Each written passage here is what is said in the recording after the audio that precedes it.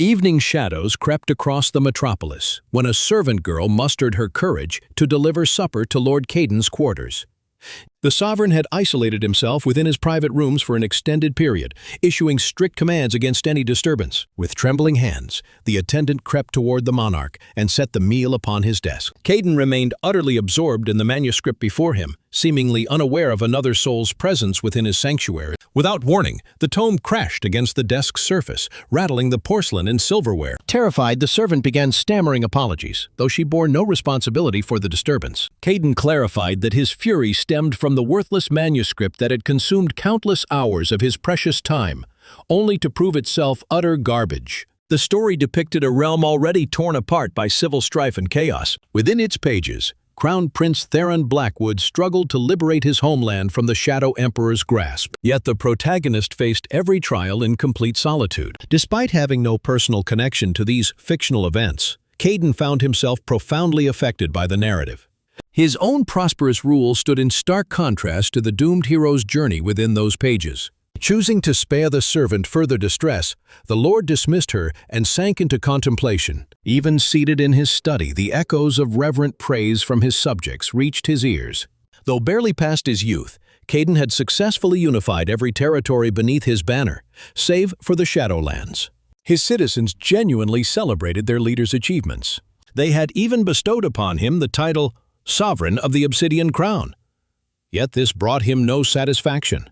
Caden had thrived on the thrill of conquest, but now found himself with nowhere left to expand. He had accomplished everything possible. Lost in melancholy musings, the young ruler failed to notice sleep claiming him in his chair. Consciousness returned slowly as someone carried him swiftly through unfamiliar hallways. Peering through barely opened eyes, Caden observed the stranger racing through deserted passages. His body felt completely drained of strength, leaving him no choice but to trust this unknown protector.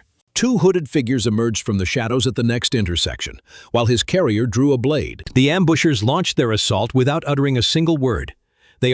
His guardian proved himself a formidable warrior, though fighting while carrying someone clearly hindered his movements. Eventually, the assassins backed them into a corner, with no escape. Reinforcements arrived, drawn by the combat sounds, shouting their intent to murder Prince Theron. Left with no alternatives, the protector carefully placed his charge on the ground. Declaring himself as Marcus and vowing to defend his sovereign with his life, he prepared for battle. Combat erupted anew while Caden struggled to comprehend his circumstances and surroundings. This was clearly not his palace. He recognized no one, yet they all wished him dead. Marcus alone stood between him and death, and the defender was losing ground. Caden desperately gathered what remained of his inner reserves. Knowing seconds remained, his ears caught footsteps, one assassin charging directly at him. Marcus, trapped across the corridor, screamed for his liege to flee. The warning proved futile as the attacker closed in, blade poised for the killing stroke. Yet fate intervened. The weapon halted mere inches from Caden's heart. The assassin stood frozen, unable to move a muscle. Caden's eyes opened gradually. He silently thanked his instincts for recovering just in time. Rising slowly, the prince removed the sword from his chest's proximity. Witnessing their comrade's paralysis, the remaining killers rushed forward. They raced unknowingly toward their doom. Without lifting a finger, the young man caused a corridor to erupt in crimson spray. Marcus alone survived the carnage. Caden finally understood. He had been reborn into another person's body. Walking down the passage, memories from the book he'd read surfaced in his mind. By some twist of fate, he now inhabited Theron Blackwood, the powerless prince from that cursed tale. Examining his new appearance filled Caden with disgust. This disheveled look infuriated him. The novel dictated that Theron should perish in this assassination attempt. However, Caden's unexpected transmigration had saved the prince from his scripted demise. Without his inheritabilities, he would have died alongside this new vessel. Every method of verification confirmed this impossible reality. Having finished the book, he knew this world had merely 3 years remaining. The story's ending saw the Shadow Emperor consume the entire realm, despite all resistance. Now that Caden existed here, his pride refused to accept losing another kingdom. He resolved to unify the realm before the Shadow invasion commenced. His natural powers remained incomplete due to Theron's frail physical form. Yet these challenging circumstances strangely filled him with anticipation and excitement. Caden began formulating his strategy. Tomorrow he would address the conspirators and their puppet masters. He observed numerous guards patrolling today, unlike yesterday's absence. This led him to conclude that palace security couldn't be trusted with his safety. Deep in thought, he approached the main entrance before guards blocked his path. Apparently someone else had restricted his movement within his own estate. This insult sparked such rage that Caden abandoned words for action. Systematically, he eliminated each guard who dared obstruct him. Dismissing the survivor's screams, he strode toward the exit. Upon opening the doors, a massive crimson moon dominated his vision. His contemplation was interrupted by guards who'd learned of his departure. This time they brought Commander Raphael, head of palace security. Surveying his new domain, Caden realized everyone except Marcus warranted suspicion. He declared the guard's execution justified for betraying royalty, brooking no argument. These words caused visible tension among the guards, particularly after Theron Blackwood promised them identical fates. Only Raphael expressed outrage at the supposedly helpless youth's audacity. The commander decided to complete yesterday's unfinished business. Recognizing another confrontation brewing, Caden felt genuine joy surge through him. Raphael initiated the assault. Caden found amusement in how his reincarnation caused others to underestimate his capability. He ended the security chief's life without hesitation. Silence descended upon the palace entrance as everyone stared at Raphael's corpse. Even Marcus stood shocked. He'd never witnessed Theron display such power. The prince then announced new regulations would take effect immediately. Any betrayal or violation would result in immediate execution. This formerly weak youth's commanding presence forced everyone present to kneel. Time progressed, and Caden felt his strength increasing as Theron's body adapted. One day, Marcus informed him of Lady Seraphina's arrival.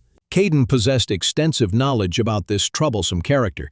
She was Theron's betrothed. Minutes later, they sat facing each other in the grand hall. Throughout the extended silence that Caden refused to break, she finished her tea. Unable to endure further, Seraphina announced her desire to dissolve their engagement. Expecting objections from Theron, the lady prepared her arguments. Instead, he curtly interrupted with his agreement. She suddenly felt as though she'd misheard him. Rising from his seat, he bid farewell, expressing hope they'd never meet again. Bewildered, Seraphina remained seated, having anticipated a different outcome. Beyond the door, Caden encountered the lady's imposing bodyguards. They demanded an apology for his treatment of their mistress. They understood Seraphina's wounded pride stemmed from his swift acceptance of separation. She had genuinely desired Theron to suffer from their breakup. Now, circumstances suggested he felt nothing for her whatsoever. When Seraphina opened the door, she expected her guards restraining the prince. Instead, she witnessed him effortlessly defeating her security detail. Greater resistance from her guards only prompted stronger retaliation. Fear gripped Seraphina.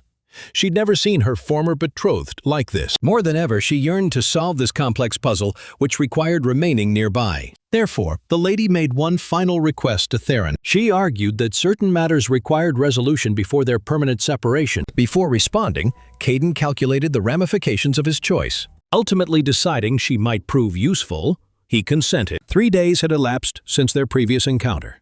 Seraphina seethed with frustration as her schemes seemed doomed to failure. The man avoided contact, and she desperately needed to understand his newfound power. Recognizing time's scarcity, the lady resolved to act immediately. After an hour's search, she located Theron in the training chamber. Unable to contain her emotions, she immediately launched into accusations. Mid-tirade, the prince silenced her, demanding proper respect. He owed her nothing, and finding no retort, Seraphina departed. This outcome aligned perfectly with Caden's desires. No one should overhear his preparations. He had restructured palace security and patrol routes entirely. His intuition proved reliable as always. On night 4, murderers infiltrated his palace once more.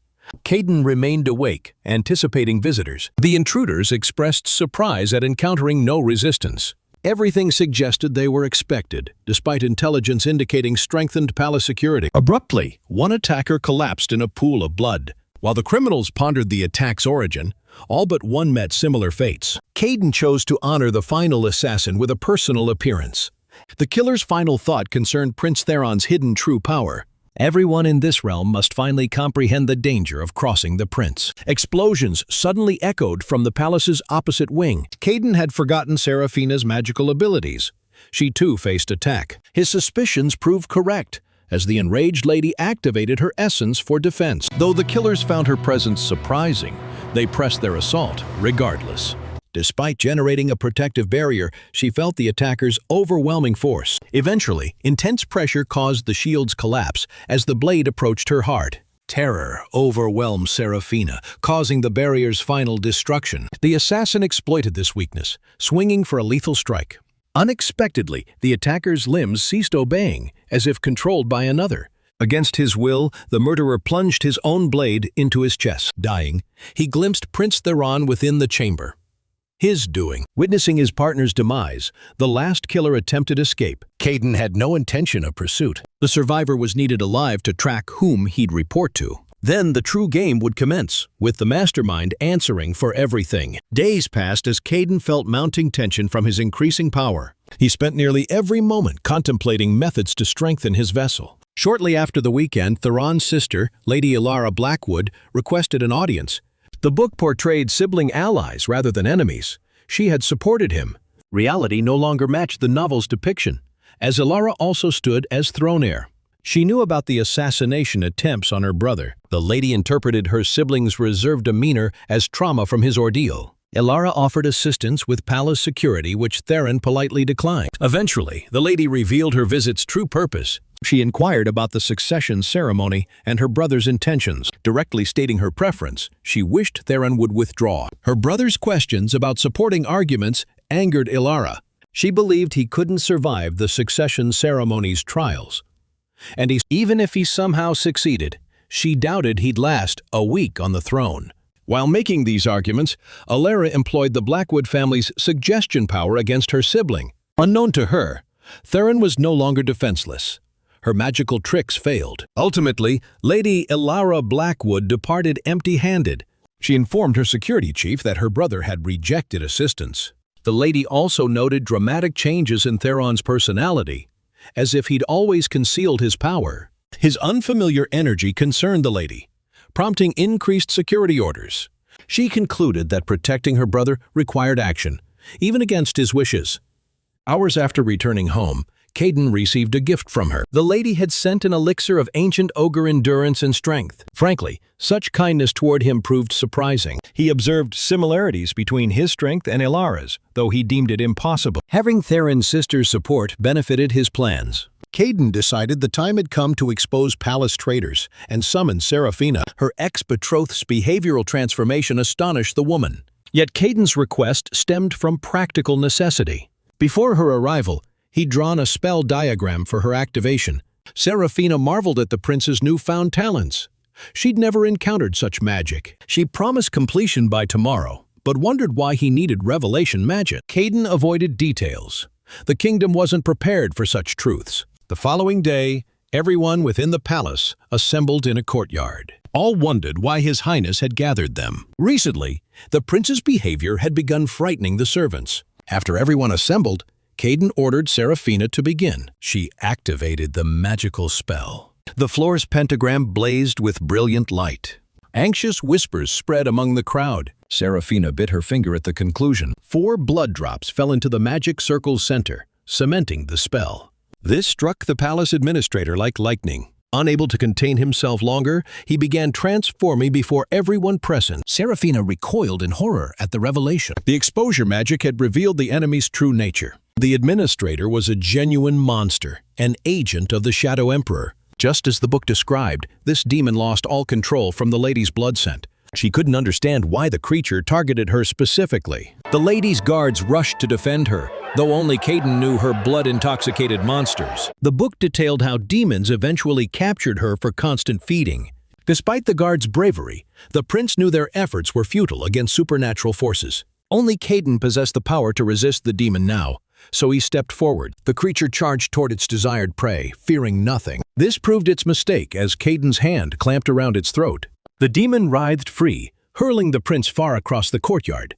Only after this unpleasant surprise did the monster realize this wasn't the prince's magic. The power the youth wielded made the creature question his true identity. Without moving, Caden firmly declared himself the demon's enemy. Following these words, the monster lunged forward, attempting to shred the prince. The youth had anticipated this.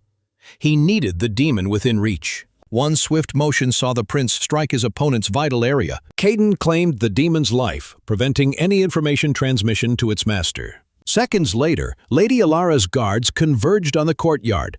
The knights expressed concern for Theron's well-being. He assured them of his health and dismissed their worries. Revealing demonic existence to the public remained premature in his estimation. Shortly afterward, news reached Third Prince Damien Blackwood's palace. Initially, His Highness assumed reports concerned their planned assault on his brother. Instead, the servant reported demons appearing in Theron Blackwood's palace. Only general details were known, since spy connections within the prince's circle had severed. This proved as disturbing as Prince Theron's behavioral changes. He'd definitely grown stronger. Yet Damien refused to believe his brother, preferring to think him insane. The third prince possessed highly developed ego. Information that Theron hadn't refused the succession ceremony wounded Damien. He ordered surveillance of his brother and preparations for a warm reception at the trials. While his brother schemed against Theron Blackwood, Caden, inhabiting his body, sought allies. Reaching this location required deceiving his palace guards. Though Moonlit Evening appeared merely a restaurant externally, the prince sought what lay hidden within. Seating himself, he gave the approaching waiter the secret phrase. Minutes later, they descended dark stairs to the Silver Eye Information Guild. The stern woman greeting him below questioned his identity suspiciously. The prince insisted he had guild branch business, refusing to answer questions. The receptionist denied further access until he revealed his name. She explained their recent opening meant no one should know this branch existed. At that moment, Caden realized he'd acted prematurely in seeking connection. Branch guards rushed the prince, intending to eliminate the potential spy. Yet Caden had no intention of dying in this basement. One motion scattered the attackers in various directions around him. Battle-hardened veteran warriors died instantly at the hooded stranger's hands. The receptionist froze in place. Caden approached, stating his identity held no importance. Seconds later, Vera, the receptionist, had accepted the stranger's order. He sought information about the Shadowwood Forest and forged document preparation. Yet Vera acted not from fear. During combat, she'd glimpsed silver hair marking royal family membership. This unexpected visit intrigued her enough to order complete investigation of the youth. Vera felt convinced she beheld the future emperor today. She believed unprecedented power emanated from this stranger. While Caden pursued his agenda, Serafina couldn't find peace. She desperately craved explanations for events she'd witnessed. Someone must answer for the terror Theron had inflicted upon her. Yet Serafina's desires held no weight in this palace. The prince refused audiences. Despite her insistence, Marcus remained immovable. The lady dismissed all arguments as lies, having witnessed the prince's strength firsthand. Marcus insisted on maintaining absolute secrecy regarding recent events. Finally, Theron's bodyguard announced the woman should return home immediately. Caden couldn't receive her. Not from unwillingness, he'd already departed on his journey. From the beginning, the prince knew several people monitored him. These spies accompanied him even in the train compartment. Yet Caden's plans didn't include eliminating surveillance, as these people might prove useful later. The prince suspected the Silver Eye Guild had sent these spies. According to the novel, these individuals could provide valuable support in future struggles. He understood his lone bodyguard would lack sufficient experience and strength. Generally, the prince traveled to Ashfall City seeking powerful allies. And that said, only the local lord and family knew about the Shadowwood Forest surrounding the city. Caden rushed here specifically for the cleansing festival, intending to alter Ashfall's fate. The book stated the Shadowwood Forest would destroy the human population during the festival. From the novel, Caden knew entering the Shadowwood Forest required the city ruler's permission. Therefore, he summoned one of the guild spies, shocking the organization. She needed to discover recruitment locations for mercenary units. The spy harbored many questions about the prince's extensive knowledge. Yet he left her with her assumptions, not intending to simplify matters. While Ashfall City prepared for another festival, Isabella informed her father of her intentions. The governor's daughter wished to eradicate the Purifier Order, preventing evil's containment. Duke Gabriel couldn't understand how his daughter could achieve what their ancestors had failed. Yet Isabella remained adamant. She wanted no more sacrifices at the cleansing festival, especially not for feeding the dark essence within the Shadowwood Forest. She'd long ago decided everything regarding this matter, seeking no approval. Isabella's only concern now involved finding mercenaries with sufficient strength for the mission. She felt tradition's devotion forced townspeople under the purifier's control. With such dark thoughts, Isabella reached the arena where selection would occur. Her longtime friends already occupied the venue alongside several candidates. They understood the woman's position conflicted with her father's opinion. Yet the main goal remained finding useful squad members. The group shared their opinion that no worthy candidates existed among those present. Some suggested simply handling everything themselves, rather than this pointless task. Yet Nathaniel, one of Isabella's close friends, mentioned having several candidates in mind. As he spoke those words, Caden entered the arena. Minutes after the governor's daughter appeared, selection commenced. The prince observed Isabella with great interest. The book portrayed her as extremely gifted. Future events would see her become one of the Empire's most powerful warriors. With these thoughts, Caden's turn arrived, and he introduced himself using his real name. Having dyed his hair before testing, he felt certain none would recognize Theron. A wanted murderer, who feared apprehension, entered the arena for a duel against him. Caden thought he shouldn't display his true strength initially, yet the enemy interpreted this as weakness. After another threat series, the robber charged, but the youth remained motionless. He carefully observed his opponent's movements, calculating disruption of the attack trajectory. At the final moment, the prince made one sharp foot movement, sending the attacker groundward. Yet Caden hadn't planned merely causing a fall. He struck the robber's face before landing could occur. This launched the opponent airborne like a balloon. Victory undoubtedly belonged to the prince. The criminal lay unconscious. This greatly shocked those present, as everyone knew the criminal's strength and temperament. Nathaniel didn't believe the youth possessed exceptional power, yet he sought Isabella's opinion, as this candidate seemed promising. William, another comrade, felt entirely unimpressed by this duel, especially Caden. Thomas, Isabella's third childhood friend, also believed this candidate would merely court death. Ultimately, these two convinced Isabella they wouldn't find worthy mercenaries. Suddenly, the governor's daughter looked up, seeing a strange man entering the arena. She kept watching him, eventually spotting the Purifier Order's tattoo on his leg. This became an unexpected incentive for decisive action. This secret cult's followers had prevented Ashfall's people from living peacefully for decades. Thus, despite all warnings, one of its representatives was selected. As expected, evil had poisoned the man, and transformation had already begun. Those present had little time. Something powerful struggled to escape his body. Yet, Isabella solved this problem with one leap and skillful kick. She proved again why respect for her as a distinguished family's heiress was deserved. One of Isabella's ancestors had previously tamed the evil she now wished to destroy permanently. Yet the saboteur wasn't alone. Another infected one appeared across the arena. She realized the first man had simply distracted her from others. Insufficient time remained for reaction. She was too distant. The next second, a powerful explosion sounded. Isabella couldn't even comprehend what occurred when smoke cleared. The enemy had vanished. William, Thomas, and Nathaniel stared at her amazed, not understanding how she'd managed this. No one except Isabella had seen the real hero. Yet she wouldn't share this information with anyone, beginning to suspect everyone. Isabella noticed Caden appearing behind the mutant at the crucial moment. Using his unknown power, the man had rendered the saboteur's explosion harmless to others. Caden once again thanked his excellent memory, which never failed him. He'd known about the cultist attack from the book, providing opportunity to prove himself. Ultimately, the youth achieved his goal, selection for the mercenary unit. Half an hour later at a squad meeting, everyone present finally examined each other. After allowing time for acquaintance, Isabella began outlining her plan. She explained about the evil Shadowwood Forest and how city guards protected its entrance. She told of her ancestor who built this city after conquering evil. Isabella also revealed unknown information. Evil wasn't destroyed, merely sealed. Ashfall had paid tribute with human lives at the cleansing festival for years. Through ritual, serious crime convicts entered the dark forest. Despite bad people suffering, this occurred 5 times monthly. Therefore, she thought ahead. Soon criminals would deplete, and residents must pay. Though these sacrifices forced the seal to contain evil, Isabella disliked the methods. The Duchess felt certain the time had arrived to end Ashfall's terrible tradition. Since evil had weakened and those present were the city's strongest warriors, they had a chance. These words made squad members wonder why Caden accompanied them. The prince understood nearby people would become their generation's hope in future. Naturally, they held prejudiced attitudes toward him. Yet Isabella wouldn't reveal Caden's truth.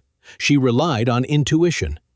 He realized she likely acted from suspicion of others. The arena invasion had undermined her trust. The arena lay within the governor's palace under heavy guard. Caden knew the traitors' names but couldn't reveal them now. Isabella realized conversation had deadlocked. Therefore, she changed subjects to discuss upcoming operation plan details. When the meeting concluded, Caden decided to practice his strength. He saw himself gradually becoming more powerful but still faced problems. To confront strong opponents, acceleration was necessary. Suddenly, a female voice interrupted the prince's thoughts. A woman stood behind him, not attacking but offering compliments. Despite her innocent face, the prince knew exactly who stood before him. The Shadowwood Forest's absolute evil had personally visited him. Realizing deception was useless, she immediately stated her purpose. She persistently requested he avoid the expedition. The request eventually transformed into death threats. Afterward, the specter of evil vanished as suddenly as it appeared. Caden felt unintimidated by the last 10 minutes, inclining toward addressing current problems. Just as before, he found his spy without difficulty. She received another order, a spell storage stone. Though difficult to solve quickly, she managed excellently. The woman maintained hope that answers about the client's motivations would eventually come. Yet Caden remained adamant, having no intention of sharing information with the guild. Before dawn, the mercenary detachment departed for the Shadowwood Forest. Only then did the prince realize the name literally described everything surrounding them. Strange that besides local authorities, none in the empire knew this place and its danger. The prince noticed Isabella's unquestionable authority. Everyone followed regardless of circumstances. After walking further, squad members felt dark energy increasing. Yet Isabella didn't wish to stop. Quite the opposite. She intended to announce their arrival. She released powerful energy streams with her spear deep into the forest, seemingly splitting earth in half. Assessing her efforts' results, Isabella simply ran forward without explanation. Squad members felt somewhat confused by such unexpected attacks. Yet recovering in time, they hurried after her. The advance proved short-lived, as the mercenaries' loud appearance quickly led to finding first monsters. Wolves rushed at the woman unhesitatingly. William arrived to help the leader timely, deftly breaking the first one's jaw. This youth possessed quite substantial handpower. Nathaniel also remained active, skillfully dealing with 2 other monsters. Yet this was merely the beginning. An entire monster pack emerged from forest thickets for dinner. One mercenary who'd acted quieter suddenly ordered everyone's retreat. Luna, her name, created an energy tornado around herself that rapidly grew. Wolves couldn't escape, instantly burning in blue flame. During this brief fight, the prince did nothing, merely observing team actions.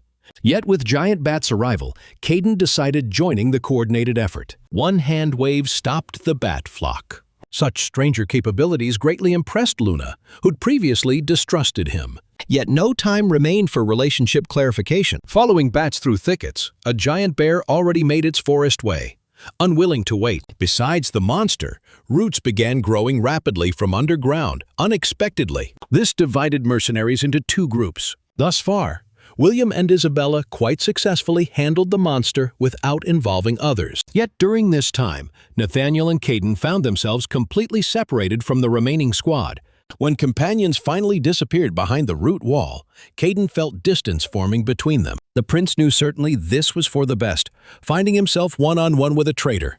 Observing Nathaniel's nervousness, the man finally decided to end this. Caden openly stated knowledge of the traitor's plan, making him halt.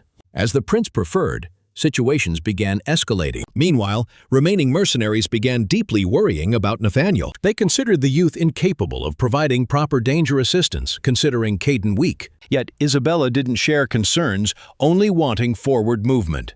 Of all present, the Duchess believed most in the prince's strength. Despite recent events, Isabella couldn't suspect her closest friends of betrayal. She'd known some since earliest youth. They were family to her. Therefore, Isabella felt pleased her friend ended with such a powerful warrior. Nathaniel held many titles, but was also one of the Purifier cult's leaders. The prince knew his biography well, as the novel detailed it extensively. Upon learning only Caden knew his secret, the traitor began behaving very brazenly, confident he'd handle the enemy and quickly return to fulfill his goal. Drawing his weapon, Nathaniel charged, unaware of his grave mistake. The man's greatest flaw was exaggerated self-confidence. Yet Caden, without moving, somehow managed counterattacking his opponent. This shocked Nathaniel, considering he'd lost his sword hand. The prince decided he could no longer hide abilities whatsoever. He didn't care what his opponent discovered before death. Nathaniel hoped until the end that his family's technology would ensure survival. Yet Caden effortlessly repelled all the man's revenge attempts. A moment later, he found himself dangerously near the enemy. Realizing his time had expired, the traitor said the Purifier's mission would still succeed. Yet this wasn't news to the prince. He knew well Nathaniel hadn't acted alone. The man had clearly calculated timing. To successfully complete the task, the prince still needed finding the seal, restraining evil. The mercenary squad nearly reached the forest's center, requiring haste. Yet retrieving the seal proved difficult. Evil spirit remnants remaining within began resisting the thief. Forcing the monster's full appearance, Caden unhesitatingly destroyed it with one blow. He hoped this item would help successfully execute his intentions. While he handled the seal, the remaining group made their way through forest thickets. Though obeying Isabella completely, mercenaries remained unhappy with her decision abandoning their brother. Yet she remained relentless, hurrying while sensing time wasn't their ally. Suddenly, elven maid Celestine ordered everyone's halt. The warning proved appropriate. Momentarily, the evil they'd come visiting appeared before them. The sinister sorceress terrified even Isabella, horrifying that such powerful terror hid beneath a fragile, beautiful woman's guise. The sorceress seemed uninterested in attacking, merely circling the clearing. Yet the Duchess understood this, feeling deceived. They needed preparation for confrontation. Isabella hoped years of containment still suppressed much evil power. Yet William's sudden death forced reconsideration of her beliefs. Only Thomas, Luna, and herself remained alive in the clearing. Her friend had betrayed them. When he removed his shirt, the Purifier cult's tattoo became visible on his chest. Isabella's appearance here was planned. Revenge for evil's lengthy imprisonment. Thomas seriously considered himself the sorceress's son, hoping for her mercy. Yet his expectations proved vain. This creature knew only anger. One swift motion severed the youth's head. Caden approached the clearing, hurrying quickly, but unexpectedly met terrified Celestine. The elf begged escape together, explaining they'd been betrayed. Yet the prince had personal plans. He knew this sorceress's history and her violent path. They knew Morgan simply loved torturing and killing enemies, even if it meant personal suffering. Isabella's appearance aroused the sorceress's curiosity, especially considering the woman's energetic immaturity. The Duchess had nothing opposing evil, so the city her ancestor built would be next listed. Anticipating quick meals, the sorceress prepared for murder. Yet, unexpectedly, her plans were thwarted. Somehow, Isabella discovered extraordinary abilities through rage. She attacked evil's source with all possible power. Yet this proved insufficient. The Duchess's attack only caused the sorceress to smile. Morgan loved victims' suffering faces, especially when realizing effort's futility. Therefore, she decided showing her opponent her power. Through her wound, the sorceress released bloodthirsty wolf packs into the world. The manner was Isabella understood minimal time remained for resistance, so she decided acting, disabling wolves successively while avoiding claws. Yet from attack intensity, her weapon couldn't withstand and broke. Monsters rushed at the Duchess with increased enthusiasm. Isabella realized one chance remained for killing her opponent. So she flew skyward. She hoped for attack success, as the sorceress lacked full strength. The Duchess transformed into lightning, with Morgan somewhere below. Exhausting final strength, Isabella found herself grounded minutes later. The woman's condition was terrible. She coughed blood, yet the attempt ending evil failed from the beginning. The sorceress remained unharmed. She'd been free many years. Everything guiding the mercenary squad was lies. This information completely devastated the Duchess, who surrendered morally entirely. Isabella didn't consider fleeing when more monsters began approaching to end her life. Unable to withstand such tension longer, the Duchess lost consciousness. At that moment, Caden finally emerged onto the lawn. The prince's arrival seemed the event Morgan most anticipated. She began approaching the hero, telling life stories while attempting to instill fear. Yet Caden was perfectly informed about her personality.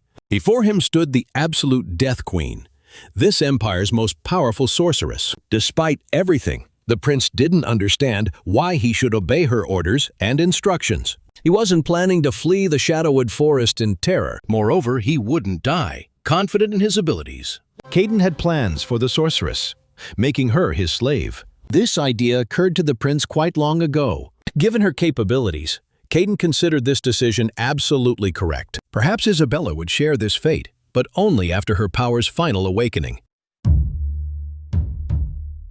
When the prince voiced plans to his opponent, it only caused laughter. The sorceress attacked with all possible power.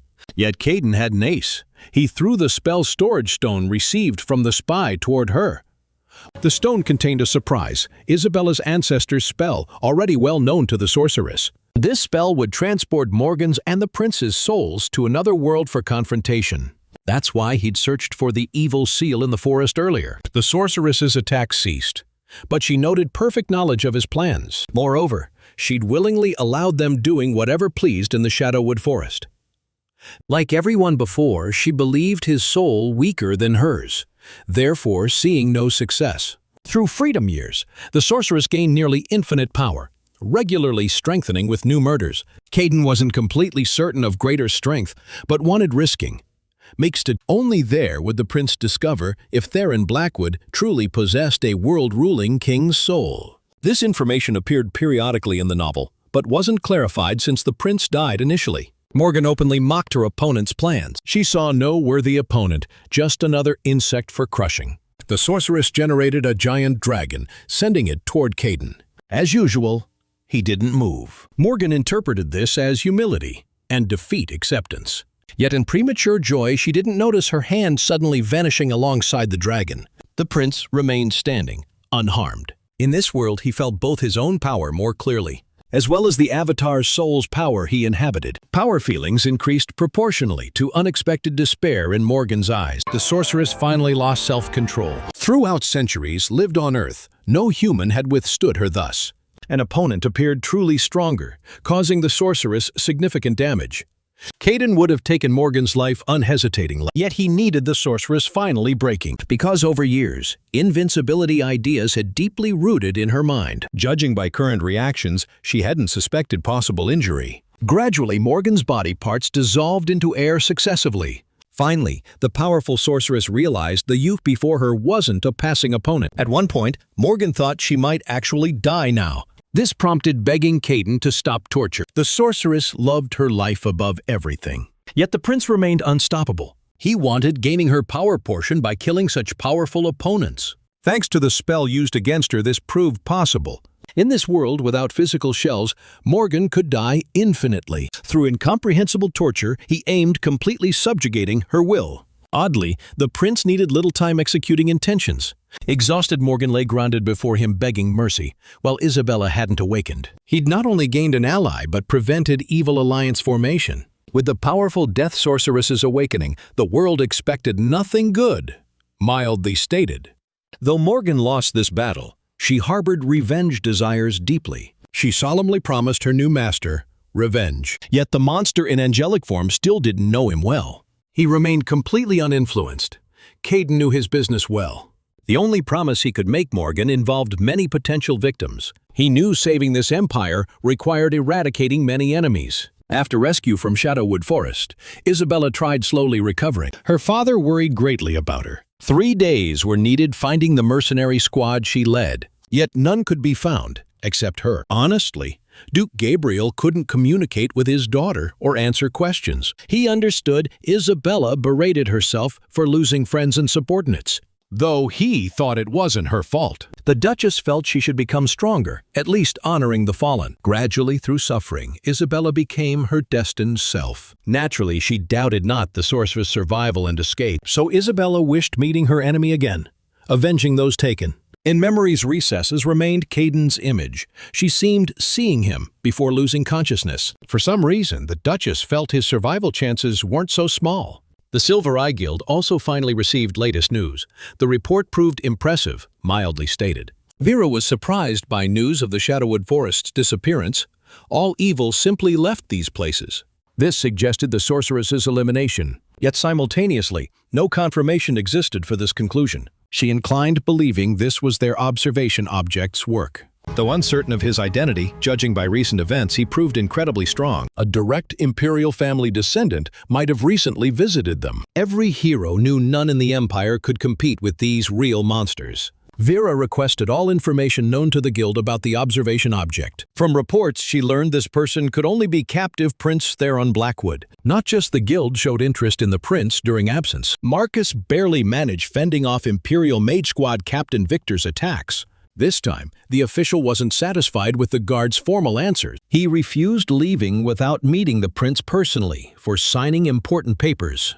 Such imperial family activity worried Marcus. Bad feelings heightened since Theron himself had been absent nearly a week. The succession ceremony approached, requiring these paper signatures. Since the captain received daily promises, he suspected the prince broke rules. He wanted proving the prince wasn't in his possessions. Through reasoning, Victor was third Prince Damian Blackwood's man, and his lord would appreciate this. Yet Marcus remained adamant, refusing the guest into his master's chamber. He underestimated the captain's impudence, who pushed everyone away, running upstairs. Anticipating victory, Victor opened Theron's chamber door without knocking, bursting inside.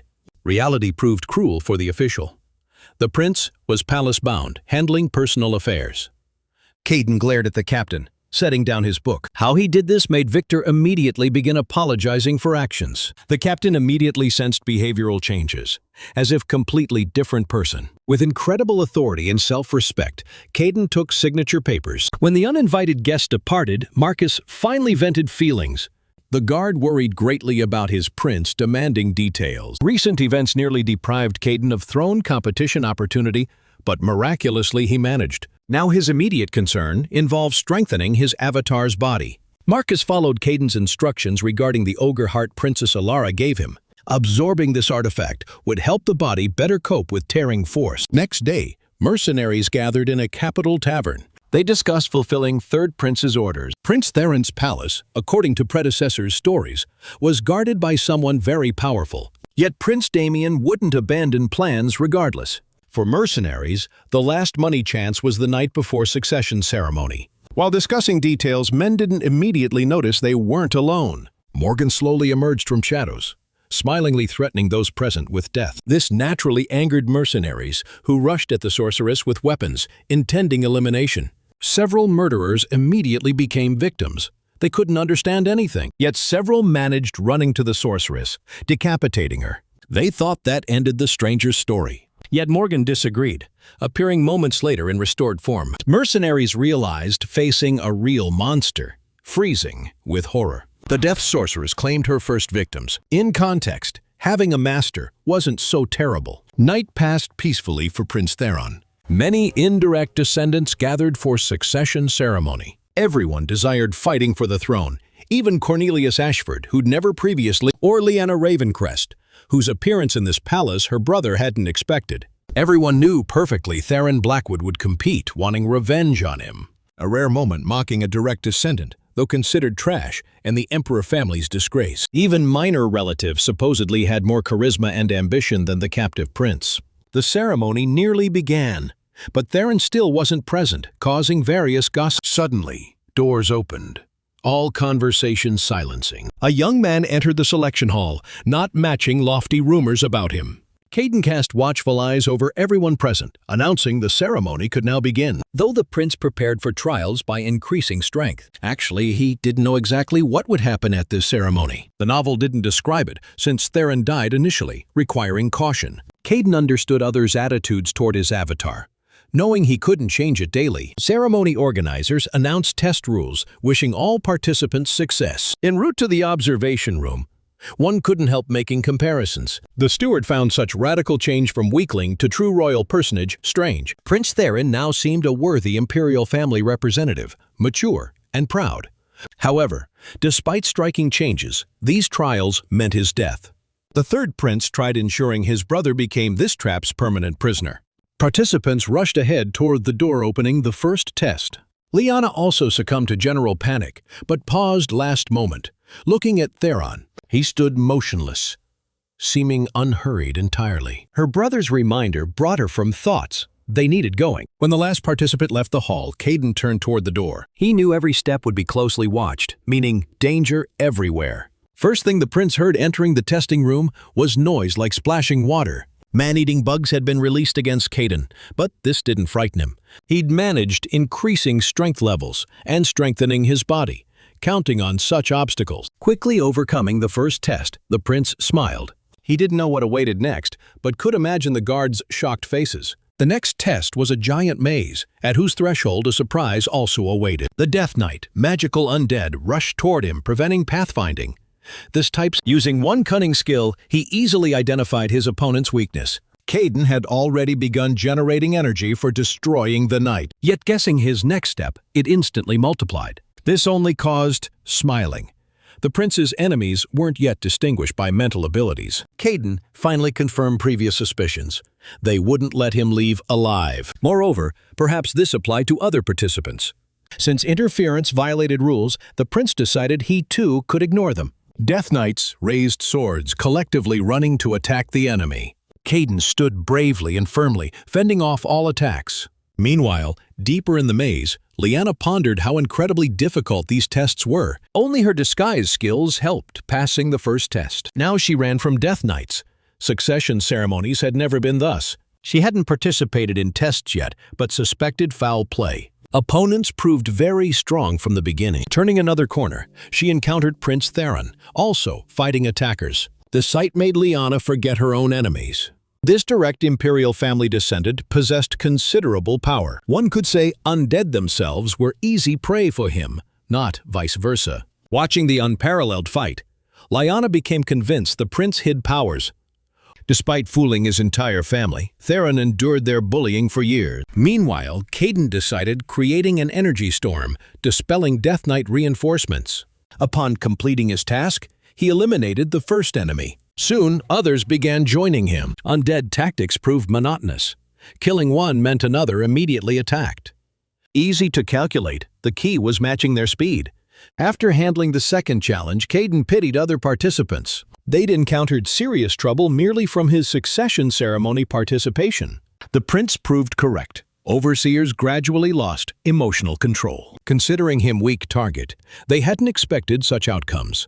Theron's strength impressed. Despite troubles, Prince Damien's task required completion. Yet the person the chief overseer summoned was unavailable. Instead, Prince Theron himself stood in the room's doorway, wiping blood from his hand. While Caden handled succession, Prince Damien learned of his killer's deaths. More precisely, not death, but disappearance. Instead of bodies, only blood magic traces were found. Damien's main henchman, Sorcerer Roland, volunteered, discovering more case details. The prince disliked the tight knot forming around Theron's case. Such worthless competition proved completely unacceptable to His Highness.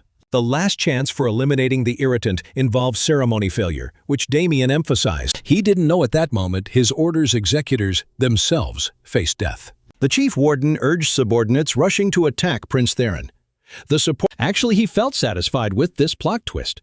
The candidate's death would occur without unnecessary attention. Yet Caden saw this as good chance punishing death traitors for machinations. Despite fierce resistance, he effortlessly dodged any attacks. Overseers departed individually to another world, unable resisting such powerful force. Eventually, Caden tired of defending and repelling attacks, deciding offensive action. His opponent immediately activated a fiery protective shield from fear. The youth hoped this would protect from the attacker. Yet the prince destroyed hopes with one move.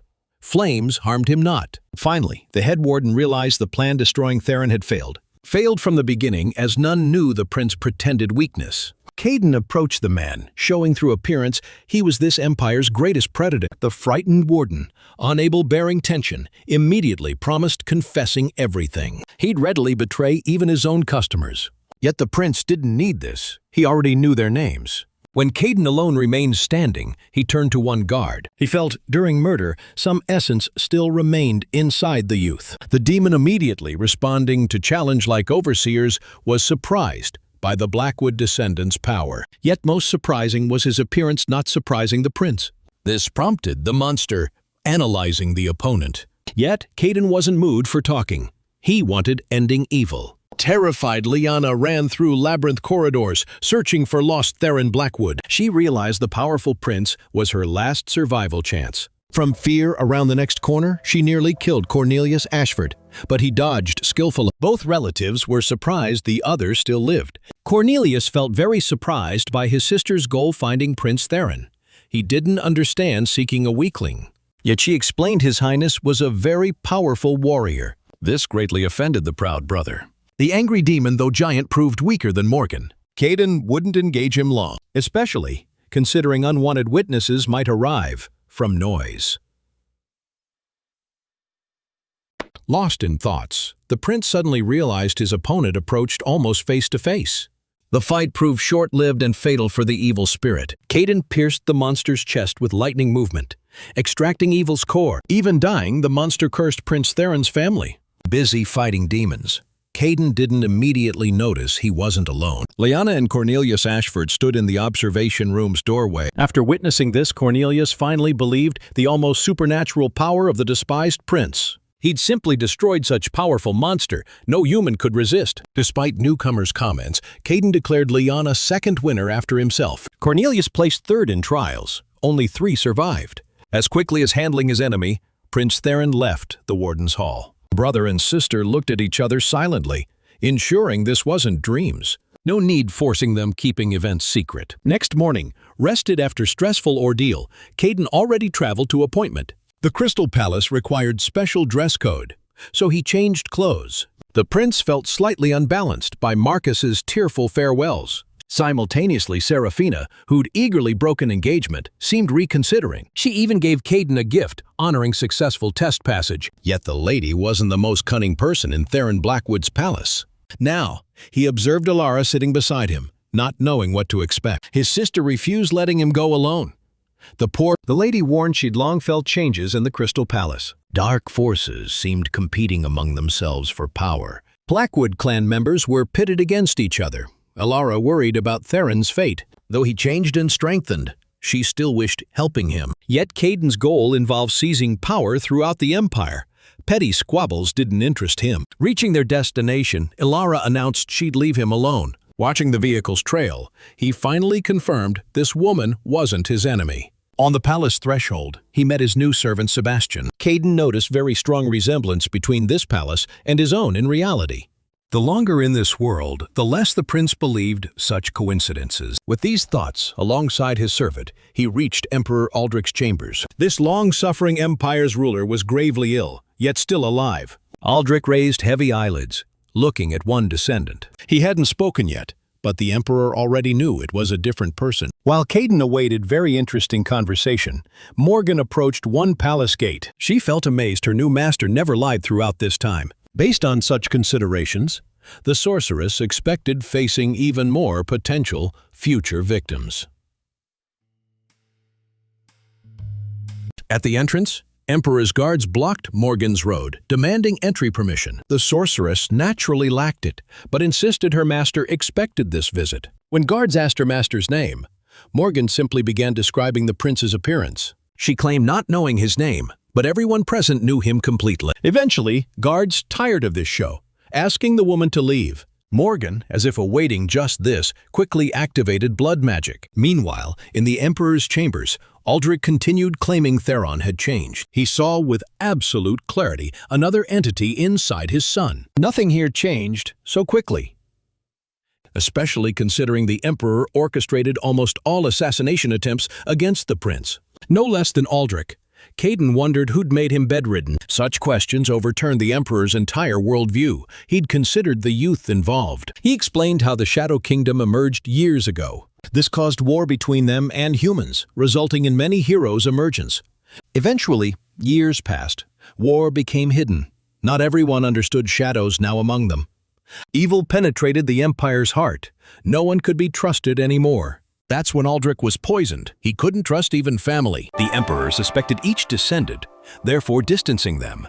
Caden wouldn't hide plans. He honestly admitted his goal absorbing the entire empire. This only caused the interlocutor's smile. He'd agreed to such future. The shadows and Aldrich's power didn't suit him.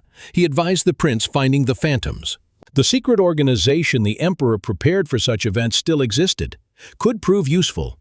This valuable information Caden couldn't obtain from novel pages. He listened intently. Unexpectedly, The prince found an assistant in the old emperor. After meeting Aldrich, another reward awaited Theron for his ordeal, visiting the Celestial Vault treasury, to which only Blackwood heirs had access. Incredible riches and the Empire's most valuable artifacts gathered there. Yet they weren't unattended.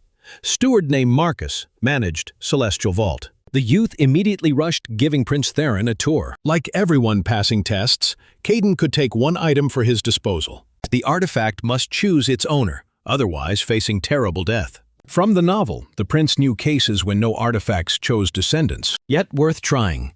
He'd grown accustomed risking everything for goals. First catching Caden's eye was a sword with mythical power class, an unsurpassed artifact. Yet unexpectedly, his attention shifted to an object he hadn't expected seeing here. His own sword, called Excalion. Though broken, it remained the Empire's most valuable artifact. Because belonging to the first emperor, the weapon instantly recognized its owner, even in another world. Another vehicle hurried to the Imperial Palace. Third Prince's sorcerer, Roland, analyzed recent unpleasant conversation with His Highness. Damien felt unhappy with test results. He also worried about all assassins' disappearance involved in operations against Prince Theron. Only one thing proved obvious. In the tavern, only blood magic traces remained. Suddenly, Roland's attention drew crowds of guards running toward one palace gate. The driver replied all commotion involved some unknown woman. She'd tried entering using blood magic. This unknown proved an extremely powerful sorceress, completely surprising guards. Roland found this information interesting. He decided visiting that gate, discovering more details. While everyone preoccupied with unexpected invasion, Caden recalled Excalion's creation history. The sword was forged from fallen meteorite. Only the prince's strength could increase its power. Caden had one remaining question. How did such weapon break? Looking back at Marcus, the prince said he wanted taking this particular artifact from the vault. The steward looked with amazement and horror after the strangest imperial family representative. Fighting at Imperial Palace gates gained momentum. Guards despaired. Having extraordinary desire resisting uninvited guests, they couldn't succeed. Morgan easily scattered youths individually in different directions. The sorceress remembered Caden's order delaying killings but struggled, fighting not only enemies but herself. Suddenly, Morgan was pushed back by rock growing from ground in seconds. Flying safe distance, the sorceress saw transformation into stone giant. This artificial monster even managed stepping on Morgan with giant foot. The sorceress understood perfectly. A powerful sorcerer backed this creature. She wasn't mistaken. Roland ordered guards stepping back, aiming his creature at the one who'd managed resurrection. Morgan felt delighted. She'd finally encountered an opponent allowing no self-limitation. She cared nothing for questions the third prince's sorcerer asked. She knew none of the organization names Roland mentioned. His questioning proved futile. The sorceress's impudent speech tone only further angered the court's sorcerer. He believed easily handling the opponent. Morgan began enjoying this fight increasingly. Ready for getting promises. Everything ended as suddenly as began. Caden walked through the gate. He authoritatively ordered the sorceress, stopping immediately. Shocked, Roland looked at the prince, unable to recognizing the youth seen before. Theron looked like true emperor. Now all assassination attempt results became logical. Morgan cheerfully rushed toward Caden, loudly calling him master. Everything planned, ensuring none doubted Prince Theron orchestrated recent events. Caden looked back at present guards, announcing the sorceress would accompany him inside. This initially caused indignation, but under his commanding gaze, everyone bowed heads. Emphasizing status, the prince shifted focus to guards diligently executing his orders. Even Roland had to bow before His Highness. In Caden's opinion, everything proceeded optimally, considering his plans. Returning home by vehicle, Morgan told him she'd done everything as agreed earlier. Generally, the sorceress managed more. No tasks remained, even additional ones. The third prince should now harbor no doubts about Prince Theron's capability. Roland would definitely tell his master everything seen and heard. Now remained only awaiting opponent's response. An unpleasant surprise. Seraphina still remained palace-bound. This woman lacked inhibitions, yet she too felt shocked. The prince returned not alone but accompanied by some woman. Morgan wasn't one for silence, immediately declaring Prince Theron her master. Caden summoned Marcus, ordering despite objections, finally sending the lady home. This time, Seraphina couldn't avoid her actions' consequences, though during time with Theron, she'd genuinely grown fond of him. His personality's dark side worried the woman, forcing repeated thoughts about him. Meanwhile, the prince decided discussing current problems with his inner circle. He announced wanting to find the phantom organization Emperor Aldrich mentioned. For the prince's personal bodyguard, the problem involved finding this secret organization's location. Yet Caden already possessed approximate location information using novel chronicles. Despite this, he wanted awaiting some action from the emperor himself. Days passed. All throne heirs received messages about urgent palace meetings. Ilara looked suspiciously at those present. She understood no family ties obstructed them. Fifth Princess Arya habitually began attacking the third prince. This was her favorite hobby during all general meetings. She didn't respect Prince Theron, but felt Damien's behavior also unacceptable. His name alone drove the third prince crazy, seeming very entertaining pastime to her. Theron's test passage made even the fourth prince doubt. Garrett and Arya agreed this wretch might not be their assumptions. Yet, naturally, despite all arguments, personal ego outweighed everything. The prince's siblings believed they could easily crush him if he crossed boundaries. Ilara couldn't tolerate relatives' audacity defending Theron. Matters nearly escalated, yet interrupted by Caden's appearance, with Morgan following like a elusive shadow. The prince carefully examined all Theron's family members. Yet this didn't last. Damien couldn't keep quiet. Garrett seemed defending Theron, but the prince saw deceptive impressions. Arya, meanwhile, meticulously studied the newcomer's behavior. Despite drastic changes, Prince Theron posed no threat in her opinion. Though Caden arrived late for reception, he noticed Emperor Aldrich also wasn't present. He thought such delay connected with his promised assistance. Morgan, meanwhile, slowly went mad.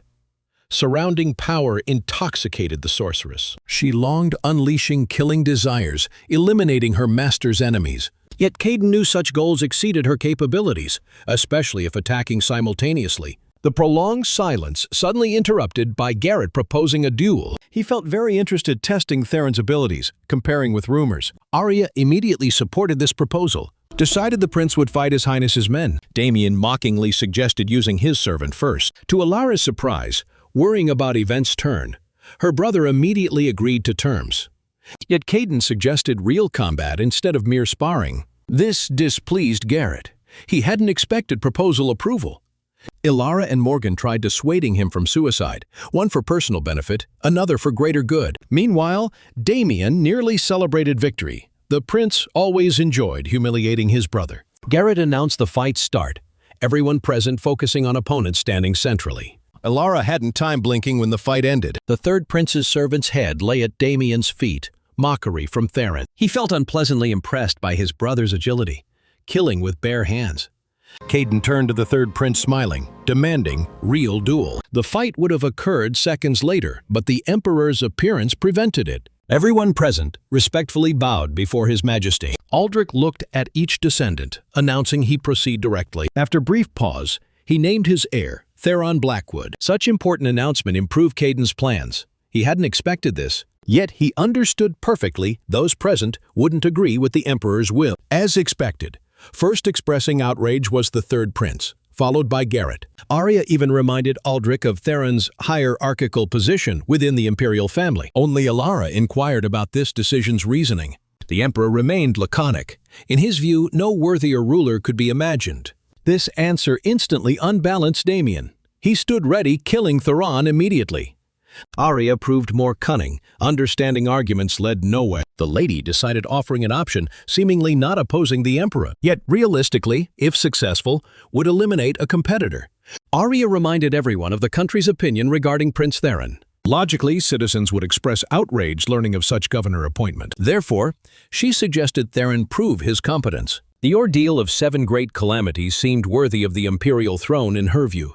Caden truly expected nothing else. For some reason, he felt especially pleased by sudden joy on Damien and Garrett's faces. The prince announced agreement to the terms. Yet after this ordeal, his relatives' turn would arrive. Following the imperial palace meeting, Caden spent entire Sunday training. A broken sword proved poor ally, especially at this self-improvement stage. Finding the other half somewhere would benefit greatly, because forceful manifestation could currently lead to critical consequences. Despite difficulties, Excalion provided buffs for some of Caden's skills. The prince understood main emphasis now required personal upgrade focus. Any second-stage development technique put the body in poor condition. Caden decided attempting lunar eclipse causation. Solar would lack sufficient energy. Surprisingly, he managed without special stress. Caden gradually learned enjoying small things in this body, though initially very difficult. While he honed skills, Princess Arya also wasted no time. She understood he'd gradually become an obstacle, without addressing this problem now. Yet more urgent matters involve searching for shadows, whom she'd recently learned about. Her people hadn't found the center. They merely stumbled upon the organization's tail. Even such news pleased the lady. She could pull that tail. She already mentally calculated next steps, considering herself smartest. After training, Caden also decided, addressing the phantom issue, visiting the Palace Memorial Hall. Among busts and portraits, he found one impressing him most. The painting depicted the first emperor, named Caden Blackwood. Moreover, sharing the youth's name, the lord was also excavated from outside. This hardly surprised the prince. After his reality's sword appeared, he slowly entered this world as if always belonging here. The prince's thoughts were interrupted by a female voice. She introduced herself as Victoria Sterling. The museum curator hadn't expected Theron's interest. Victoria felt proud of her work. Here one could learn more about empire history. Seizing the moment, he inquired about the Phantom Organization. When she began explaining information as if unrelated to her, Caden interrupted. He knew perfectly Victoria Sterling led the Phantom Organization, the so-called Empire's Eyes. After his remarks, the museum curator's expression changed, ordering him to follow. No longer hiding identity, she remarked, expecting the prince here. Victoria explained their organization acts only in Empire interests with free will. So they've been observing Theron and his metamorphoses. Despite being named successor, the prince must prove posing no threat. Countless swords aimed at Caden, testing his soul's purity. This proved rather interesting move from a secret Imperial Organization representative. Dodging the first attack, the prince saw behind him multiple knights. When descending from pedestals, he realized these were clay golems. Caden definitely dodged any attacks from them. He handled the challenge quite quickly. Unexpected for organization members, Victoria couldn't believe her eyes' testimony. Before her stood incredibly fast, powerful fighter, unafraid of challenges. Having handled all hall opponents, he finally turned attention to the curtain. A magical barrier separated him from the Phantom's guardians. Yet the prince decided, truly showing capabilities. One attack broke the protective barrier. His strength resembled nothing else. Entering the hall's other half, he immediately approached one organization member. Without explaining anything, Caden delivered a stunning blow with one movement. He remembered from the novel many demons existed among Phantom members. This case proved no exception. The monster immediately manifested. To enhance abilities, Caden grabbed Excalion. The demon hadn't managed moving before the prince eradicated him from this world. Looking back at Phantom members, he saw them kneeling, acknowledging their lord. For them, the prince became not merely the Emperor's viceroy, but Eternal's viceroy. The organization was founded by the very first emperor, Caden Blackwood. For these people, he undoubtedly represented their lord's soul reincarnation. Excalion's appearance in his hands became the decisive argument. This sword obeyed only Caden Blackwood, whom he actually was. Realizing this benefited him, the prince said he'd provide the list. This list would contain possessed names within the organization's ranks. In exchange, Caden received information about Arya's phantom involvement. The lady found one branch, attempting exposure. Yet lacking people, they needed time covering tracks. Prince Theron kindly agreed, helping this regard, without details. That very night, Morgan met her next victims. The death sorceress grew increasingly fond of her generous master. Morning arrived, Morgan reporting to Caden about successfully completed assignment. Actually, she approached any matter very carefully, considering smallest details. The prince truly appreciated this approach. Right now, small things held more significance than the whole. Princess Arya paid attention to exactly these. One nuance would lead her straight to Damien. Thus, Caden wanted turning relatives against each other, eliminating competition and backstabbing.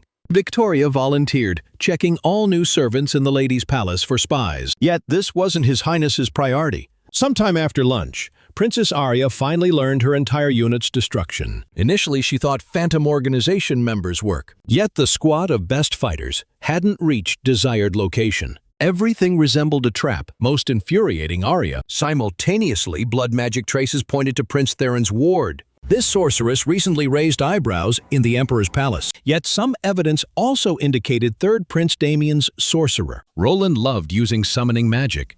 The lady believed Damien's human involvement version within seconds planned. Days later, Theron and Morgan departed, executing the Emperor's test. Local residents brought to palace as extras made disparaging comments about the prince's abilities. Sorcerer Roland naturally attended among them, later comforting his master's ego. Naturally, hearing negative self-commentary proved unpleasant, but Caden knew quick fixes existed. Ilara decided not personally bidding her brother farewell this time. She watched distantly. The lady hadn't abandoned protecting him remotely. This made her calm. When Theron departed, Roland came for third prince audience. The sorcerer recently leaned toward the object, finding help in black magic. Such changes couldn't occur independently. Eerie energy around Theron especially striking. Roland felt certain demons influenced this matter. After hearing his subordinate's report, Damien wasn't hurrying 100% reliance. This serious accusation still required proof. The fine line between diminishing imperial family authority and eliminating competitors proved troubling. Yet Roland had already sent thugs after Theron to handle the prince outside capital without attracting attention. These two didn't know before leaving capital the prince decided visiting one place. The Silver Eye Guild, represented by Vera, solemnly welcomed Caden this time. They'd done truly excellent work during his absence. She thought Prince Theron came here discovering information about the Spectre Legion. This problem required addressing immediately. Yet he knew well where searching. Caden's participation changed the novel's plot. This time the prince sought information about the most powerful people after Emperor. He didn't yet know his knowledge's outcome for those objects. Finally, Caden requested sending the spy who'd previously followed him. The woman's name was Sophia. Vera seized opportunity, discovering Shadowwood Forest events, especially catching sight of the woman standing behind His Highness's shoulder. Caden wouldn't answer, though seeing his interlocutor's correctness. From his expressive expression, she realized paying high price for this knowledge. The village where Prince Theron and companion now traveled lived independently. No resident suspected awaiting trouble.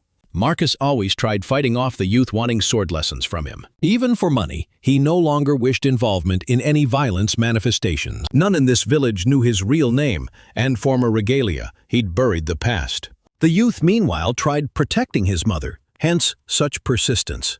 This place proved so remote that law's letter didn't approach here, so relying only on personal strength remained. The youth's thoughts about personal future were interrupted by strange man and woman's appearance, not locals.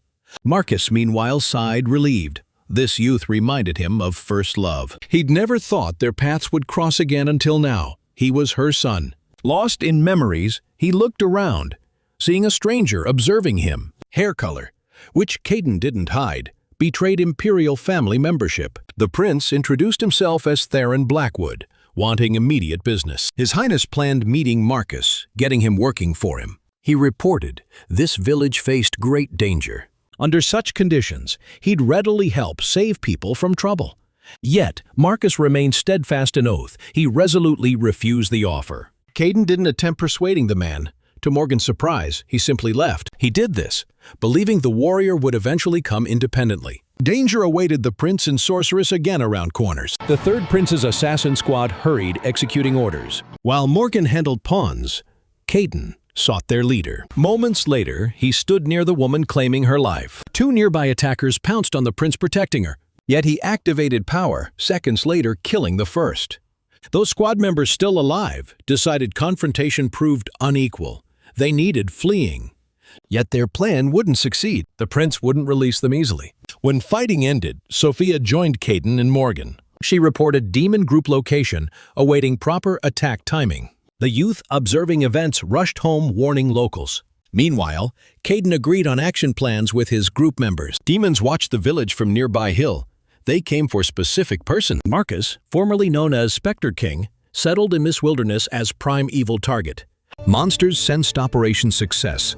They had reinforcements. The intermediate chief held coordinates summoning the Spectral Legion. Against Evil Spirit Army, one person, even like Marcus, couldn't stand. However, monsters knew about Prince Theron's mission, yet they didn't consider him worthy opponent. Though under surveillance after Hell agents began disappearing from Imperial Palace, imagining Theron single-handedly destroying colleagues proved difficult. Yet the Princess Hill appearance radically changed perception. More than anything, Caden wondered where monsters had information about latest Empire Heart events. Meanwhile, lawlessness reigned village-wide.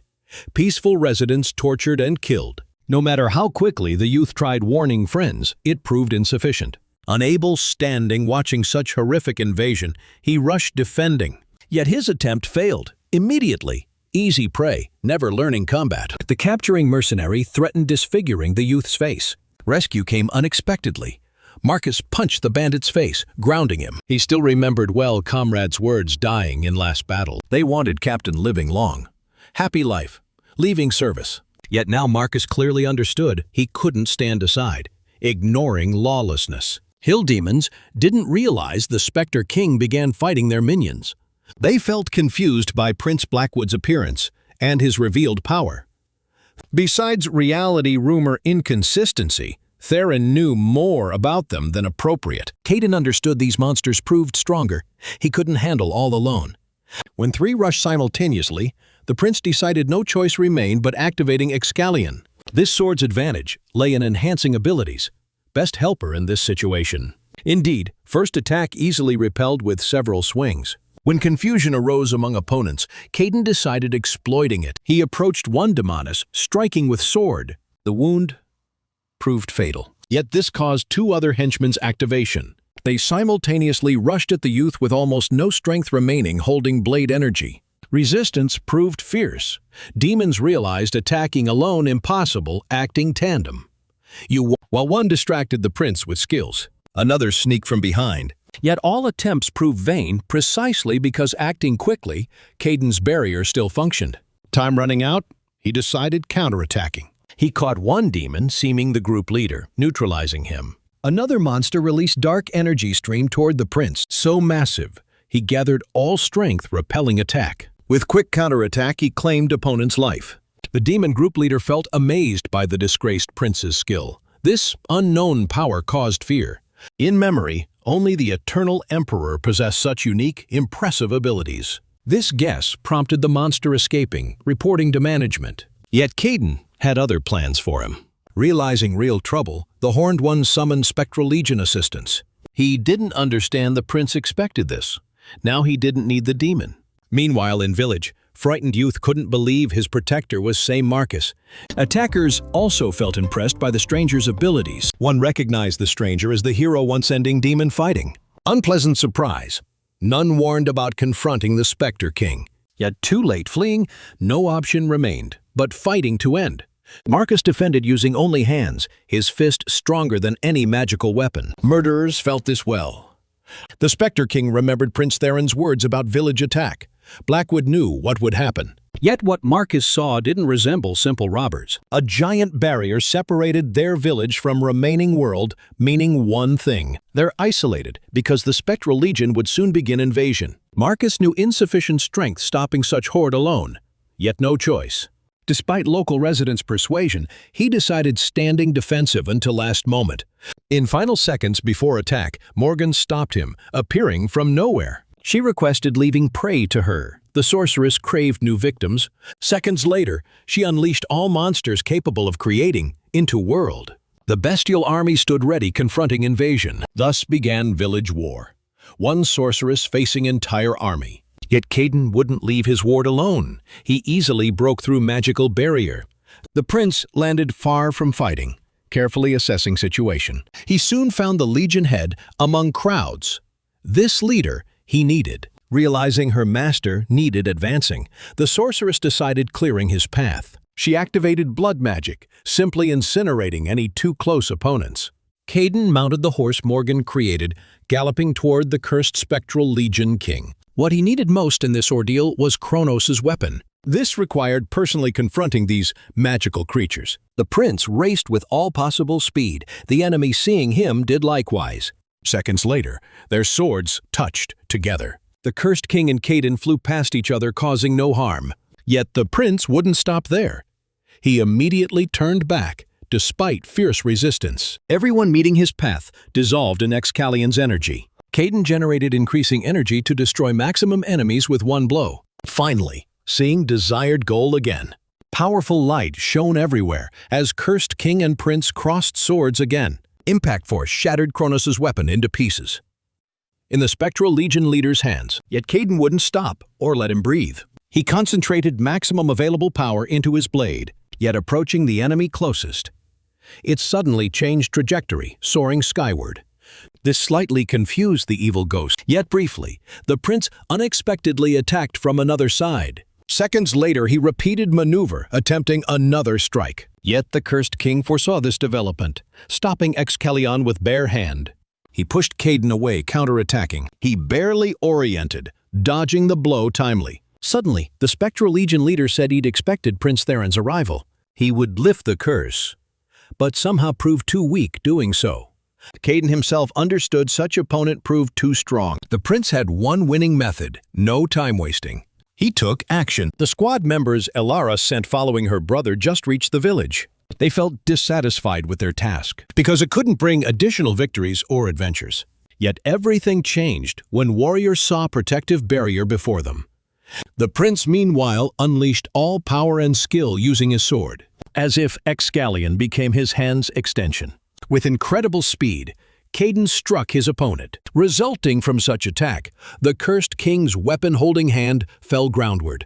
The lunar eclipse the prince caused sufficed handling this evil level. Only this powerful Caden technique proved available at this ability development stage. Yet the cursed king wouldn't stop. He grabbed sword with other hand. The prince blocked possible attack direction with lightning speed. From now, the opponent could no longer consider him weaker. He'd received worthy beating. Elara's squad understood the prince they should follow trapped within this barrier. Ultimately, little choice remained. Warriors began fighting inside. Magic proved so powerful, several hits required before barrier cracked. After much effort, they finally managed entering. Squad members' surprise knew no bounds seeing real war occurring there. Even more surprise and concern caused the prince's duel spectacle with Cursed King. Caden moved too fast for opponent barely parrying blows. Ultimately, the prince wounded the ghost. No matter his responsive anger, he couldn't successfully counterattack. Finally, Caden even managed hitting opponent's head. He understood well lunar eclipse, time limited, therefore requiring faster action. This person's behavior made the cursed king ponder her nature. Ultimately, he recognized Caden might possess power freeing them from curse. This meant the prince would only endure one final test. He'd be recognized if surviving the blow. Blue flame erupting from Kronos' weapon illuminated Earth to horizon, breaking through confining barrier. Same second, Caden attacked his opponent. The cursed king seemed waiting eternally for warrior ending his misery. Everyone present witnessed incredible spectacle. Excalion absorbed all Kronos' weapons' powerful energy in seconds. Moreover, Caden seemed even controlling this energy to personal advantage. The cursed king knelt before the prince. He felt sincerely grateful for courage, from now wanting only rest. The Spectral Legion destroyed, so pursuing reward remained necessary. A guard awaited Caden at portal's other end. He felt surprised the prince wasn't the hero destined, receiving reward for these exploits. This meant only one thing. World's fate had been rewritten. Somehow, Caden interfered with time flow, arriving much earlier than meant, as if God-rank creature interfered with the chronicle. Caden himself aroused suspicion. The guard saw no fate. The hero wasn't from this world. Yet, according to this place's rules, the prince must receive reward regardless. He gave the youth a bracelet, symbolizing Kronos' 5 questions. Each 5 stones possessed natural disaster power, making the artifact extremely powerful. The 5th stone would appear when he activated received Spectral Legion coordinates. This strange time temple dialogue only confused Caden. He didn't understand his nature. While Prince Theron received village reward, Alera's squad didn't understand what they'd witnessed. The disgraced Emperor Viceroy's power proved, without exaggeration, impressive. Morgan, finishing with enemies, turned attention to strangers. She wasn't opposed killing someone else. Yet they replied coming here protecting the prince, not fighting him. Marcus also decided joining conversation, causing confusion with appearance. He explained the prince and Morgan together handled enemy invasion. While knights demanded details from one idol, the sorceress worried about Master's fate. Yet Caden unexpectedly returned. The prince felt squeezed like lemon, urgently needing rest. So everyone present postponed all questions until better times. Days later, Prince Theron, alongside Ilara's knights, already left the village. Residents respectfully lined seeing off their savior, led by Marcus. He solemnly announced from now, wishing joining His Highness. Yet Caden didn't need the Spectre King around yet. He wanted saving this warrior for full-scale Dark Forces battle. Marcus felt so grateful to the prince, agreeing with decision unhesitatingly. Next day, the Silver Eye Guild received news from spy Sophia. The Spectral Legion's disappearance seriously surprised Vera. None knew certainly what exactly happened there, yet Prince Theron emerged victorious again. Even better, none except guild and event participants knew what occurred. Theron Blackwood currently traveled capitalward. Therefore, Vera needed hurrying obtaining information he'd requested. Besides current tasks, she worried about some unknown hero's appearance. Rumors spread empire-wide with incredible speed, even outpacing guild agents. Evening arrived, the prince finally reached his estate, immediately training.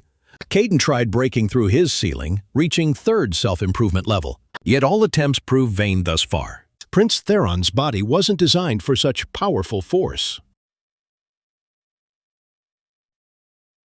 Suddenly, Seraphina interrupted training. This time she hadn't come spying. The lady realized wanting usefulness to Theron, helping somehow.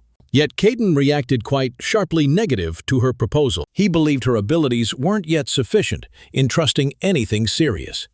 He wanted Seraphina beginning active self-improvement. This woman, like the Empire overall, needed more efforts, changing destiny. After hearing His Highness's instructions, the lady left the hall. Victoria and Sophia visited Caden in her place. The Phantom intended warning Theron of Prince Damien's and henchmen's intentions. They planned something against the governor at coronation ceremony. Yet, this didn't frighten Caden. He expected Damien wasting no time taking action. Victoria completed all assignments fully, not particularly confident in positive outcomes. Unlike Morgan, who longed joining her master. Yet this time, Caden's opinion, the sorceress should stay home. Before night ended, she must do something else achieving his goal. Several days passed preparing coronation ceremony. Finally, the solemn day arrived. All nobility and imperial family members gathered in throne room. Roland signaled his master everything ready for their plan. Taking advantage of Theron's late arrival, those present began discussing incredible gossip about it. Ilara's help wasn't in Caden's favor. The detachment's village presence considered additional force. Yet all conspiracy theories silenced when the throne regent's arrival announced. Prince Theron paid no particular attention to anyone. He walked briskly to his seat. Yet his incredible energy made those present hold breath, especially those seeing the prince first time. Caden felt no need swaying any room people to his side. He only cared about the plan and coronation ceremony itself. Arya, attempting small talk with him, felt shocked by this attitude. Finally, the start announced. Prince Theron invited to podium. The bishop began reading ritual speech, but suddenly interrupted by one present's voice, none other than Roland.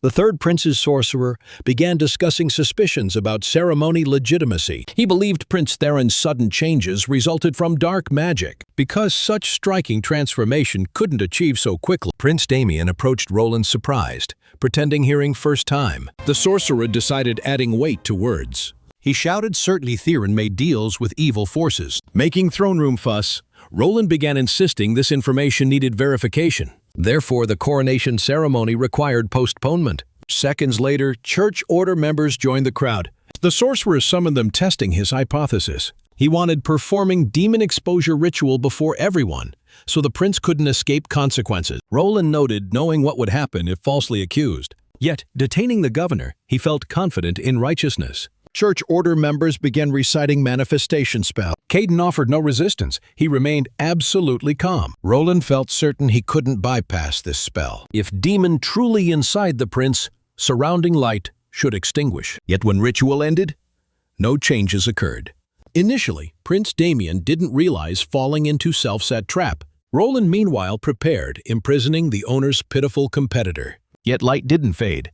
Conversely, became increasingly brighter. Prince Theron emerged from it unharmed, completely unchanged. Surprised customers didn't know reacting to events. Everyone trusted the court sorcerer completely. This exactly what Caden expected from enemies. He believed one shouldn't prevent people digging own graves. Seconds later, the conspirator group arrested. Now, none could make Roland escape punishment. At this moment, Arya understood her brother's strange behavior.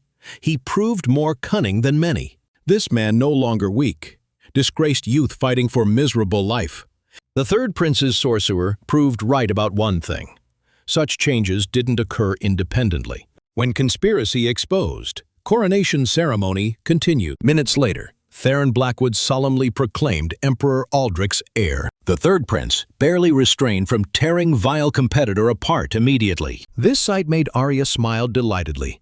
She hated most when Damien felt happy. As silently appeared, the throne's official region quickly left Coronation Hall. A hungry sorceress awaited him home, needing important task completion. Caden gave Morgan the Crimson Tower location coordinates. Surprised, she didn't understand needing this information. Yet the prince planned Morgan conquering this magical fortress herself. Sitting prison-shackled, Roland berated himself for short-sightedness. Theron proved more cunning. He managed fooling everyone despite evidence. Now the sorcerer faced death penalty for his act, tantamount to treason. Roland hoped for third prince intervention, just as thinking Damien approached the bars. Yet the prince didn't appear defending his faithful servant. Quite opposite. He clarified from now Roland could rely only on personal strength. Shocked by such betrayal, the sorcerer didn't know what saying. His master, whom the sorcerer served faithfully all years, proved disgusting scoundrel. Compensating unspeakable rage, Prince Damien descended into his estate's casemates. His Highness so whipped prisoners and own men, they couldn't rise. From that moment, the prince swore personally handling Theron's fate. He walked, contemplating next actions, past prisoners begging Damien for death. Meanwhile, far from capital, two demons discussed colleagues' sudden disappearance. Very few knew about original Legion plans. Prince Theron's appearance there suggested secret leverage in this fight. Seemed all accumulated information about him only misled everyone. They also worried about their agent's fate in University's magical tower, where the prince intended visiting. Decided notifying him so Demon behaved more carefully, avoiding exposure. Next day, Professor Aldwin met Prince Theron at University. He was magic teacher, not too lazy, kindly informing. Naturally, Seraphina studied at this university. At this time, she walked anxiously through corridors, pondering the prince's words. Suddenly, her attention drew student crowds watching someone intently. When she approached window, seeing the excitement's object, felt very surprised. In the educational institution's courtyard stood Prince Theron himself. Caden immediately announced intention inspecting the magic tower. He didn't visit this location randomly today. He wanted changing history. Reaching the lecture hall door, he asked attending the magician's lecture held there. Professor Aldwin initially felt somewhat confused. Yet Caden insisted on his desire, refusing any denials. Opening door, he immediately surveyed the amphitheater with students. Among young magicians, he immediately saw the needed person. The youth's name was Ethan, unaware of his glorious future. One day, he'd become the first powerful legendary hero called the Whisperer. This man, the Empire's most powerful magician, would become future hero's best friend. Yet now, only beginning his journey. In the novel, he met resistance members too late, tipping humanity's scales. Little time remained revealing himself in this team, leading to war loss. Caden's opinion. This caused the Empire's fall, which he wanted fixing today. Since the prince himself was here, two methods existed. He decided doing both simultaneously, continue absorbing Empire while helping its hero. Sometime later, the professor, concluding lecture, asked if students had anything saying. One young man replied, wanting something asked, yet only wanted hearing answer from Prince Theron present at lecture. He inclined to majority opinion, imperial family members more knowledgeable about everything. Therefore curious about Theron's opinion regarding formula the professor wrote on board. Current magic level didn't allow solving this problem, so any suggestions welcomed. In reality, the red-haired schemer was motivated by Seraphina. He felt outraged by the prince's marriage refusal. The professor tried tactfully refusing the student, but Theron interrupted. He kindly agreed, presenting his thoughts for everyone viewing. After several minutes, students even forgot breathing. The formula sought connection between space-time and magic. Very interesting to Ethan. Therefore, Caden decided recreating it from novel memory. As expected, the youth kept watching him. This great magician discovered it in Chronicles. This direction, his passion. Now revealing her secret, the prince turned history for future humanity's benefit. Yet the spectacular solution to complex tasks interested not only Ethan. The professor felt fascinated, wanting immediate work on this interesting theory. The only person conversely falling into despair from new knowledge was Serafina. She finally lost faith in personal abilities, facing Prince Theron's capabilities. Not wanting further dialogue participation, Caden exited the audience. After leaving lecture, the prince ascended to the master's office. Chancellor Edmund Blackstone soon joined him, apologizing for lateness. Whatever chronicles called him, this man ranked among world's most powerful. He assured the prince family reasons delayed him. Yet everyone knew he'd renounced family, only interested in university. Noticing this, Caden decided immediately, stating his visit's reason. Yet Edmund interrupted. He'd previously met Prince Theron, so immediately realized his essence had changed. Yet Caden wouldn't reveal his soul's secret. He skillfully avoided answering. This forced the master immediately apologizing for impudence, getting to business. Caden needed the peculiar healer, improved magic circle, and Edmund's personal help. Because Theron's body proved too weak, the peculiar healer's abilities became necessity. Yet, this master healer maintained world contact through several people, including the master. Edmund didn't contradict the prince's first two wishes, but refused the last. He couldn't break his oath attending nothing except university. Yet Caden had strong argument here. The master's help directly concerned the magic tower. Also, one matter the prince wanted resolving could help strengthen institution's magic. An hour after class ended, Ethan was summoned by Professor Aldwin. Though the student ascended to challenge, his mind completely occupied Prince Theron's formula. Ethan had many questions for His Highness. Only when closing the classroom door did he see student body mountain on floor. Professor Aldwin's entire office permeated demonic energy. Yet, when Ethan realized this could trap requiring escape, Aldwin opened the door. When the young wizard saw other teachers behind Professor, he realized Aldwin's involvement. Naturally, Ethan's situation looked very bad. He appeared murderous.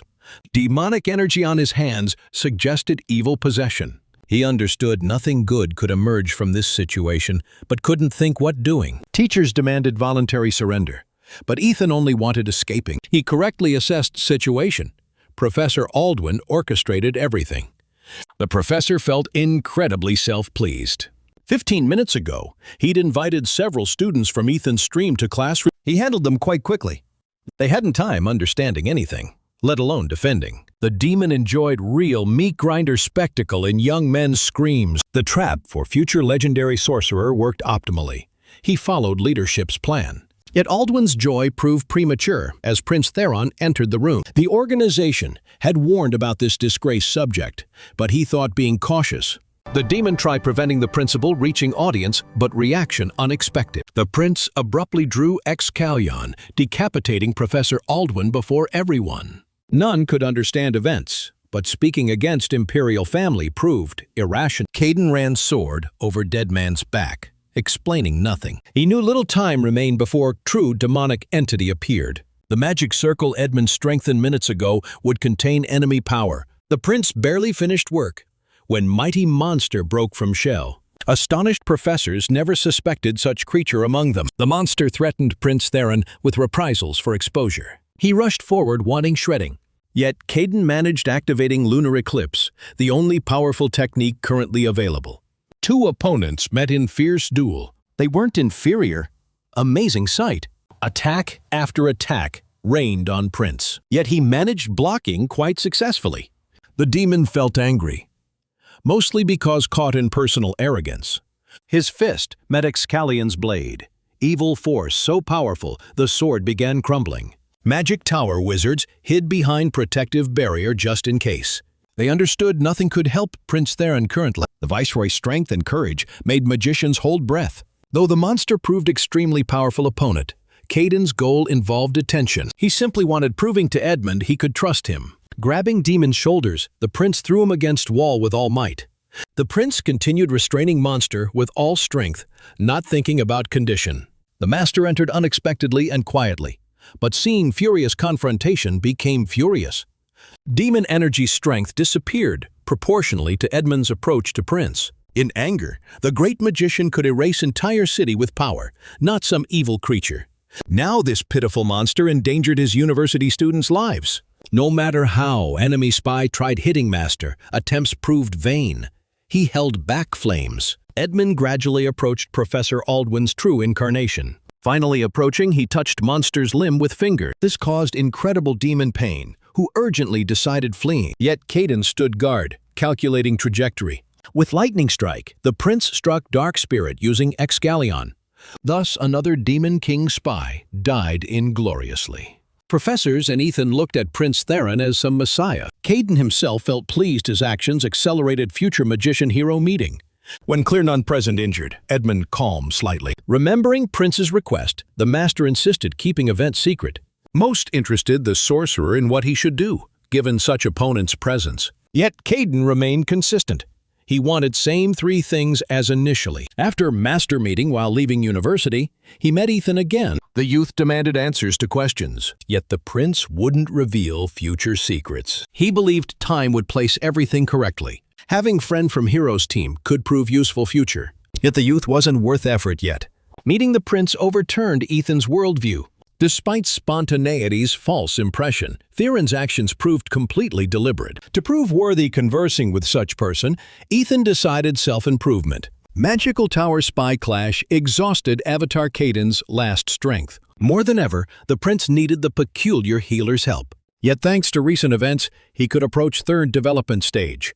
After final restoration of Theron Blackwood's body, Caden sought finally conquering this milestone. Victoria and Marcus already awaited the prince at his state. They preferred His Highness resting, yet regardless, prepared everything necessary. Caden's plans proved ambitious, disallowing respite. Meanwhile, Arya sat office-bound, thinking about brother and Excalion's unexpected appearance in his arms. She knew sword history well, wasn't surprised by surrounding lack of reaction. Limited people had vault access, understanding these weapons' essence. She didn't want Prince Theron becoming all-time hero. For these reasons, the prince decided observing him more closely. She felt certain he couldn't attend National Issues meeting. Yet, who knows? Meeting participation required council members' support. No people loyal to Prince existed. Yet, judging by brother's temperament, the lady understood this state could change quickly. She habitually prepared for all possible options. A vehicle with respectable passenger moved along capital's night roads. Local aristocrat Lord Harrison Vale anticipated quick profit. Though maintaining neutrality, money changed that before every national issues meeting. Today, wondering whose side he'd readily lean toward. Harrison's greedy thoughts, interrupted by stranger's road appearance. The aristocrat was ejected from vehicle so quickly, he couldn't orient. All he saw before him? Black energy cloud. Looking back at expensive vehicle, the aristocrat saw almost nothing remained. This moment, the man seriously feared for life. Not surprising, the stranger causing Harrison suffering decisively approached. Though the aristocrat wasn't hero himself, he possessed bodyguard squad in arsenal. He summoned them without lengthy thought, hoping it would help. Yet all attempts proved vain. One by one, men fell grounded dead. The stranger effortlessly destroyed the honorable aristocrat's entire bodyguard. Harrison Vale's legs gave from terror. He realized escape impossible. He could only await death. But everything changed, seeing stranger's face. Prince Theron Blackwood immediately reminded the rich man of committed crimes. The longer crime list became, the more Harrison trembled fearfully. Yet today Caden wouldn't kill him. He needed the aristocrat. Victoria simultaneously busied interrogating another privileged Empire-class representative. The man, despite headbag, still behaved very defiantly. Yet this didn't frighten her, rather made smiling. Victoria didn't believe the prisoner would be found sooner than obtaining desires. Moreover, she had something offering him. When prisoner heard these words, anger turned interest. Victoria slowly removed headbag. Prince Damien knew well Theron would try gaining meeting seat, yet this wasn't his plans. In Prince's opinion, he'd try swaying world toward neutrals. This couldn't be allowed. So he ordered men getting ahead of competitor. The longer this confrontation continued, more hatred accumulated in Damien's soul. Accomplishing all today's goals, Caden decided returning to self-improvement. This was last chance successfully changing Empire's fate. He released energy beginning lunar eclipse generation. Gradually, powerful force filled everything around. He completely immersed in practice. After great efforts, he finally reached third self-cultivation stage. Victoria and Marcus watched starlight over Prince's estate, not realizing he caused it. That evening, the Twisted Tower Master pondered organization's precarious future. Lord Nathaniel Grimm believed they needed someone powerful surviving. If Morgan, Celestial Slaughter Sorceress, appeared before him now, he'd feel incredibly happy. Nathaniel's thoughts interrupted by servant reporting gate fighting. The master immediately hurried there, but stopped seeing bloody spectacle involving his men. Morgan, seeing Chief Local Sorcerer, playfully greeted him. Minutes later, they sat office-bound, answering mutual questions. When the sorceress introduced herself, everyone present's reaction irritated slightly. Honestly, Morgan hoped for more resistance and skill from local sorcerers. She completed Master's task but decided doing more, creating strong army. Learning of Magic Tower spy murder, demon conspirators met again. They tried analyzing events and University Master's case involvement. Particular concern, possible conspiracy between Edmund and Prince Theron. Ultimately, they coordinated Imperial Governor assassination, especially considering such black hatred existence toward him from Third Prince. Demons wanted eliminating most influential chessboard pieces before Hero appeared. National Issues Meeting Day arrived. Participants began gathering in conference room. Thus far, only council members could observe each other gossiping. No Imperial family representative yet present. Ultimately, all conversations became Prince Theron discussions. Yet, gossip silenced when Princess Arya entered conference room with bodyguards. She always arrived early, staying current with everything. Second Princess Alara followed into room. Garrett surprised aristocrats appearing without security. The third prince entered conference room without attracting much attention. Uncharacteristic. He focused all attention on Theron, glad he hadn't appeared. The third prince considered himself extremely far-sighted man. Though hypothetical enemy appearance stressed, Damien felt confident having outplayed him. Yesterday, the prince spent lion's time, winning everyone possible to side. Ilara rose from chair, announcing meeting start. Yet sixth Prince Theron's arrival announcement made everyone freeze. Caden wasn't accustomed to such warm meetings, so without greeting anyone, quickly walked to seat. Long silence fell conference room. No Imperial family members could understand how he entered this hall. First, breaking silence, naturally, the third prince. He attacked one manager demanding explanation. Damien felt certain Theron somehow tricked security guards. Yet administrator announced the Viceroy received 11 council members' support. This news seemed physically hitting third prince's head. He looked sharply back at council members recruited yesterday. Caden carefully watched competitors' twitches, even enjoying slightly. He noted securing support from council members not neutral as brother believed. To sow more discord among competitor ranks, he noted the problem precisely with Damien's people. Finally, third prince completely lost self-control. At that moment, Caden announced meetings start smiling. Ilara, as oldest council member, announced summons. Yet present aristocrats didn't listen. They busied examining Viceroy. Only after seeing Prince Theron could understanding why Sorcerer Roland imprisoned. A legitimate Viceroy could create problems for established Dark Empire forces. In turn, Caden also closely observed everyone present. He understood needing eliminate half, teaching rest living by changed rules. The main prince problem remained Damien, their relationship rapidly deteriorating. While Caden lost in thought, Ilara already summed meeting, declaring closure. Vote already taken on last question. Yet suddenly Prince Theron decided making statement. He wanted discussing parade organization holding earlier this year. The catch?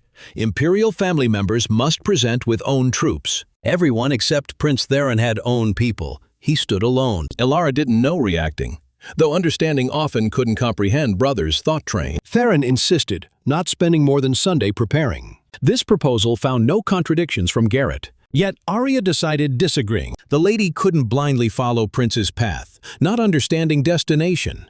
The third prince also supported initiative. He remained focused only on killing brother. Didn't matter how or under what circumstances occurring. Ilara only now understood confidence concern about Theron. The man considered him absolute monster. Considering Prince lacked military training, now seeing her brother thought strategically in inaccessible categories to most. The lady felt interested in Theron's sudden proposal reason. She knew well he had very limited loyal circle, yet such hurry. She even offered her people just in case, yet naturally refused. Instead, the prince himself decided sharing some information with sister. For several hours, Princess Arya wandered library rows, pondering events. She couldn't understand anything, despite efforts. Prince Theron's visit completely confused her. The lady preferred immediate business, eager learning more for competitor analysis. Caden didn't shy from conversation subject. He declared wanting fighting Damien. This brother's desire only caused more confusion. Without dwelling on statements, he added wanting borrowing Arya's strength for winning. Now, the lady completely stopped holding emotions. She laughed aloud. She still considered him weaker, not wanting risking reputation helping. Ultimately, the lady interested in personal benefit. Sitting across during these words, she showed impressive energy. Yet Arya didn't know before her stood not same former Theron. Caden released dark aura, making her freeze. The lady didn't recognize this dark force. Yet, very presence made Arya tremble terrorized. When Arya's fear became apparent, Caden explained direct involvement unnecessary. All he needed? Her army. The prince knew well she hated Third Prince more than anyone. Also from novel. Knew she'd personally planned Damien's attack, but failed. The reason involved events in his palace dungeons. Listening to Governor's arguments, Arya weighed options. She understood alone couldn't handle Third Prince's strength. This weirdo Theron seemed having plan. When he detailed intentions, the lady felt impressed. Ultimately, this persuaded agreement participation. The lady ordered all available troops gathering palace-wide. Shouldn't appear suspicious due to parade. She'd take any action achieving desires. Damien, meanwhile, received scientist report in Imperial Palace Dungeon. He felt interested in human experiment result he'd commissioned.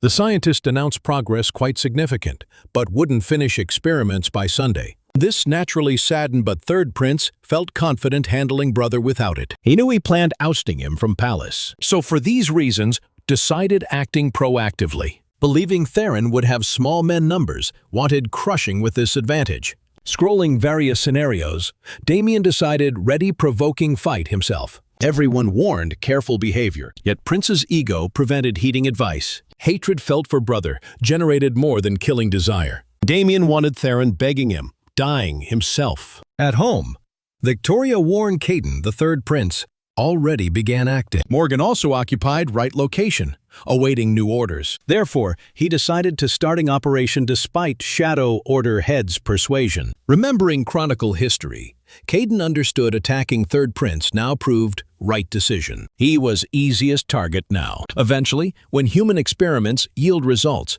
Damien becomes too powerful. Therefore, Arya's elimination attempt in novel became fatal for her. Together with Fifth Princess's detachment, Caden departed storming Damien's estate. He felt tickling sensation inside. Danger sense, so familiar in past life. Sentry sorcerers guarded palace entrance, unaware what approached. As if from underground, small army appeared before them, led by Sixth Prince. None had time warning their master. One by one, Caden eliminated both. Soon as foot crossed threshold, guards and sentries began rushing hall-wide from all sides. Though fearless, battle results proved clear advance. In seconds, Third Princess Palace became slaughterhouse. The Fifth Princess's elemental army proved impossible resisting. Most experienced warriors. Today, Prince Damien's people felt their heavy hand. Not-so-large fighter detachment raised storm, destroying everything touched. When lobby finished, Arya's people wanted leaving with Caden, yet he preferred advancing mountain alone, sending Princess's men dungeonward. The elemental army encountered many path obstacles, successfully handling them. They rolled anyone daring resist, paid with lives. When finally reaching Laboratory's first room, their sight shocked them. Those once calling themselves humans looked like monsters, devoid of humanity traces. The Third Princess sorcerers immediately tried stopping uninvited guests. They decided using newly created creatures for this purpose. Yet such actions only angered Fifth Princess's army, determined, destroying everything seen. Fierce battle began between good and evil forces. Caden also progressed searching, wandering Damien's palace corridors. Though alone, his appearance feared much as entire accompanying army. Yet all stopping attempts, however powerful, failed. He overcame every obstacle with lightning speed, leaving opponent corpses behind. Each time Damien's defenders grew numerically, not retreating, because fearing their master more than Night Stranger. Eventually, the prince felt so fed with petty skirmishes, decided drastic action. Due to strength upgrade, he could now release strong energy stream faster, Like giant tentacles, aura particles found targets, striking them. Finally, seconds after activating skill, none remained alive except Caden. Dungeon laboratory cleared in 20 minutes. Mission seems soon completed. Now, Third Prince's betrayal proved obvious. He'd bound himself demon-packed. The Elemental Army squad head approached the door at room's very end. Opening several centimeters, furious dark energy flow met him. Yet the man couldn't react. Instantly killed by creature hiding there. This same scientist Damien constantly consulted. His cover threatened by surprise Third Prince Palace attack. Because of this, people could learn demon existence in ranks much sooner than planned. Nothing could be done about events, so scientist had fleeing. He quickly exited Palace, constantly looking back, ensuring unnoticed. Yet escape proved failed attempt. Morgan suddenly appeared his way. The sorceress felt powerful energy emanating from stranger, deciding immediate attack. The scientist felt surprised, barely managing dodge, avoiding blow. Morgan licked lips, anticipating delicious food. While Sixth Prince attacked Damien's palace, Arya couldn't decide joining offensive. She worried Theron couldn't defeat Third Prince alone. Naturally, most impudent weirdo's death also good option, but dungeons interested her.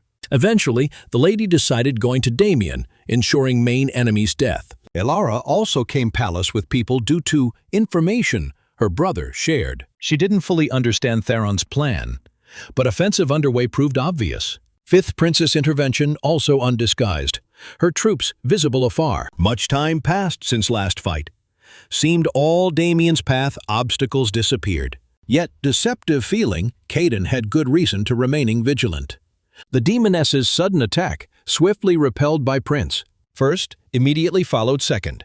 Breaking through His Highness's defenses impossible. Another henchman joined Demoness, attacking sidewise. Impact so strong, Caden lost balance, hitting opposite wall. These two monsters ranked higher than all previous, certain stronger than him. Their Damien Palace appearance no accident. Scientist calling help. From current sight, demanding protection from single Snotty. Yet conversely, perfect moment finishing Prince. Theron recently caused much leadership concern in their organization. While two held impromptu meeting, the Prince somewhat recovered from insidious attack. He released energy outward, approaching opponents gradually accumulating amount, yet didn't do silently. He provoked monsters with humiliating remarks. Caden felt enraged. Demons managed bypassing vigilance, briefly disorienting him. The prince didn't allow opponents preparing defense. With lightning speed, rushed toward female form monster. This greatly angered her companion, immediately regrouping. Yet Caden ready attacking this time. Activated Eternal Emperor armor. They came with Excalion but unavailable until power leveling. Now Prince protected from all physical attack types, body remaining unharmed. Giant demon and man met fierce fight. Seconds later, Caden absorbed everything remaining of giant. Only demon remained. If first lacked chance, she had even less. The prince flew approaching, grabbing head as if expelling from shell. He relentlessly delivered successive blows to opponent, depriving escape opportunity. Eventually, the monsters suffered same fate as henchmen. Now Caden truly felt no barrier remained between him and Damien. Minutes later opened Prince's office door. He expected sworn enemies' arrival, though personally planned destroying Theron later. Meanwhile, Palace front, scientists still tried avoiding death from sorceress's extraordinary power. Seemingly effortless, she did things only few world wizards capable. Strangely, such powerful person escaped Demon Clan's watchful eye until now. The scientist understood this opponent might prove excessive. His priority remained palace escape, avoiding prying eyes. With dark magic, one blow unexpectedly eliminated opponent. The surprising scientist quite immediately ran away. Yet Morgan, recovering within second, stopped halfway. This worthless dark wizard didn't know his contact. She'd prove it. Moments later, the man realized situation completely dire. Few maneuver options remained. Couldn't escape due intense pressure. With all strength, scientists tried blocking opponents' attacks. Only one monster way remained, taking true demon form. Yet identity revelation doubts allowed Morgan dangerously approaching. While Morgan handled spy, Damien apologized to Theron personally. He admitted underestimating brother's abilities from beginning. He'd perceived all Theron's victories as simple luck. Yet everything changed with Office appearance. Now, Damien recognized him as competitor. The competitor proved so strong, killing necessity there outweighed everything. At formation beginning, Damien proved inferior to other imperial family descendants. Starcy Power submitted even smaller siblings. Not him. This made Prince passionately strive self-improvement. Eventually invented combining imperial family powerful techniques and Edmund clan magic elements. Fortunately, he and world's most powerful wizard related, making Damien Blackwood his monster. Yet, time passing, Third Prince's power level almost completely stopped increasing.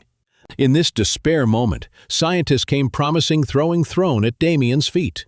Naturally, he agreed to Cunning Demon's conditions, the stranger. Prince didn't care about price.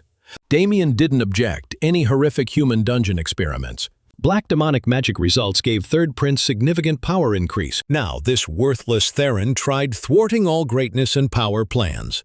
Caden donned armor, preparing Knight's main battle. His energy light instantly absorbed Third Prince's aura, gradually filling Office. Damien never saw such strange power before. He considered Starcy Power planets most powerful, like other Imperial family members. Tired talking, the prince first attacked uninvited guest.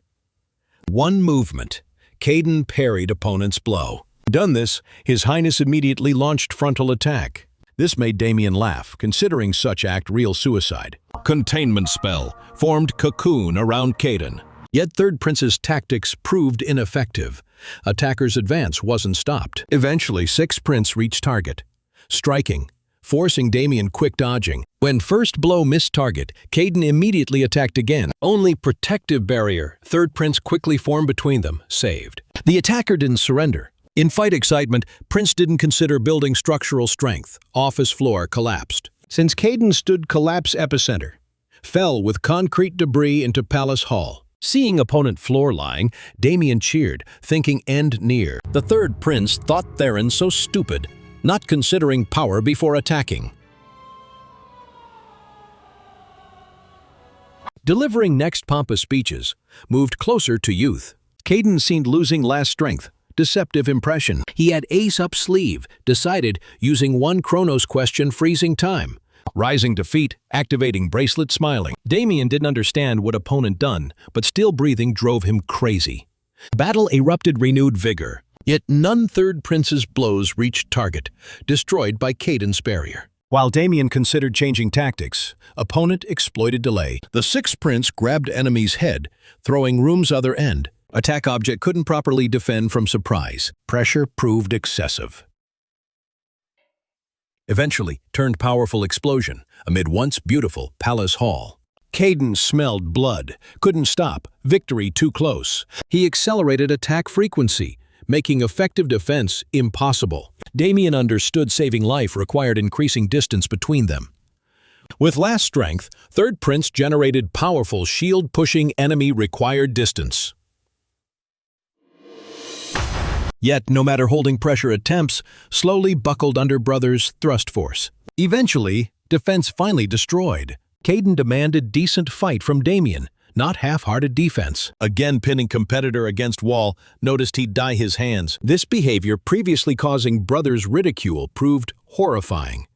Theron became monster. He seemed transforming into real death machine. Caden decided using maximum strength should suffice final victory. Survival race began, Damien simply running from angry armored knight. He tried protecting life with all might. Terrified, realizing mistake, the Third Prince felt death's sword rapidly approaching chest. This forced gathering will into fist, generating all power into blow. Palace Hall ceiling, illuminated by myriad lightning bolts.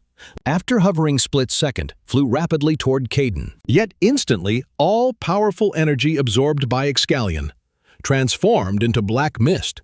Stunned by instant transformation, Damien realized no options remained. He couldn't let Theron win, willing doing anything preventing. In desperation, Damien summoned all available dark energy stored body deep. Instantly transformed into demonic power product, Third Principle went offensive. Caden didn't stop suicide, wanted seeing horror in brother's eyes before death. At this moment, Elara and men entered palace. Morgan also immediately felt powerful energy burst, pulling from opponent. The scientist immediately exploited this, escaping through portal. The sorceress felt very upset by duel's ending. She'd hoped absorbing this powerful force, advancing self-cultivation. Morgan felt very attracted to powerful dark magic now oversaturating Third Prince's palace. Recent days, she'd often remembered Promise destroying her master, yet now completely content being with him. Morgan decided joining Prince Theron inside enemy palace. Meanwhile, Damien already managed releasing dark magic toward Caden. Yet he deftly dodged attack, wounding Third Principal with sword. He couldn't orient timely, preparing safe tactics. Excallion tore pieces, causing incredible pain. Yet opponent didn't consider stopping. Battle to death. Damien signed own death warrant, clearly demonstrating demon collaboration. Caden saw perfectly they weren't alone. Elara legitimized traitor elimination with presence. From this point, actions wouldn't be considered law violation.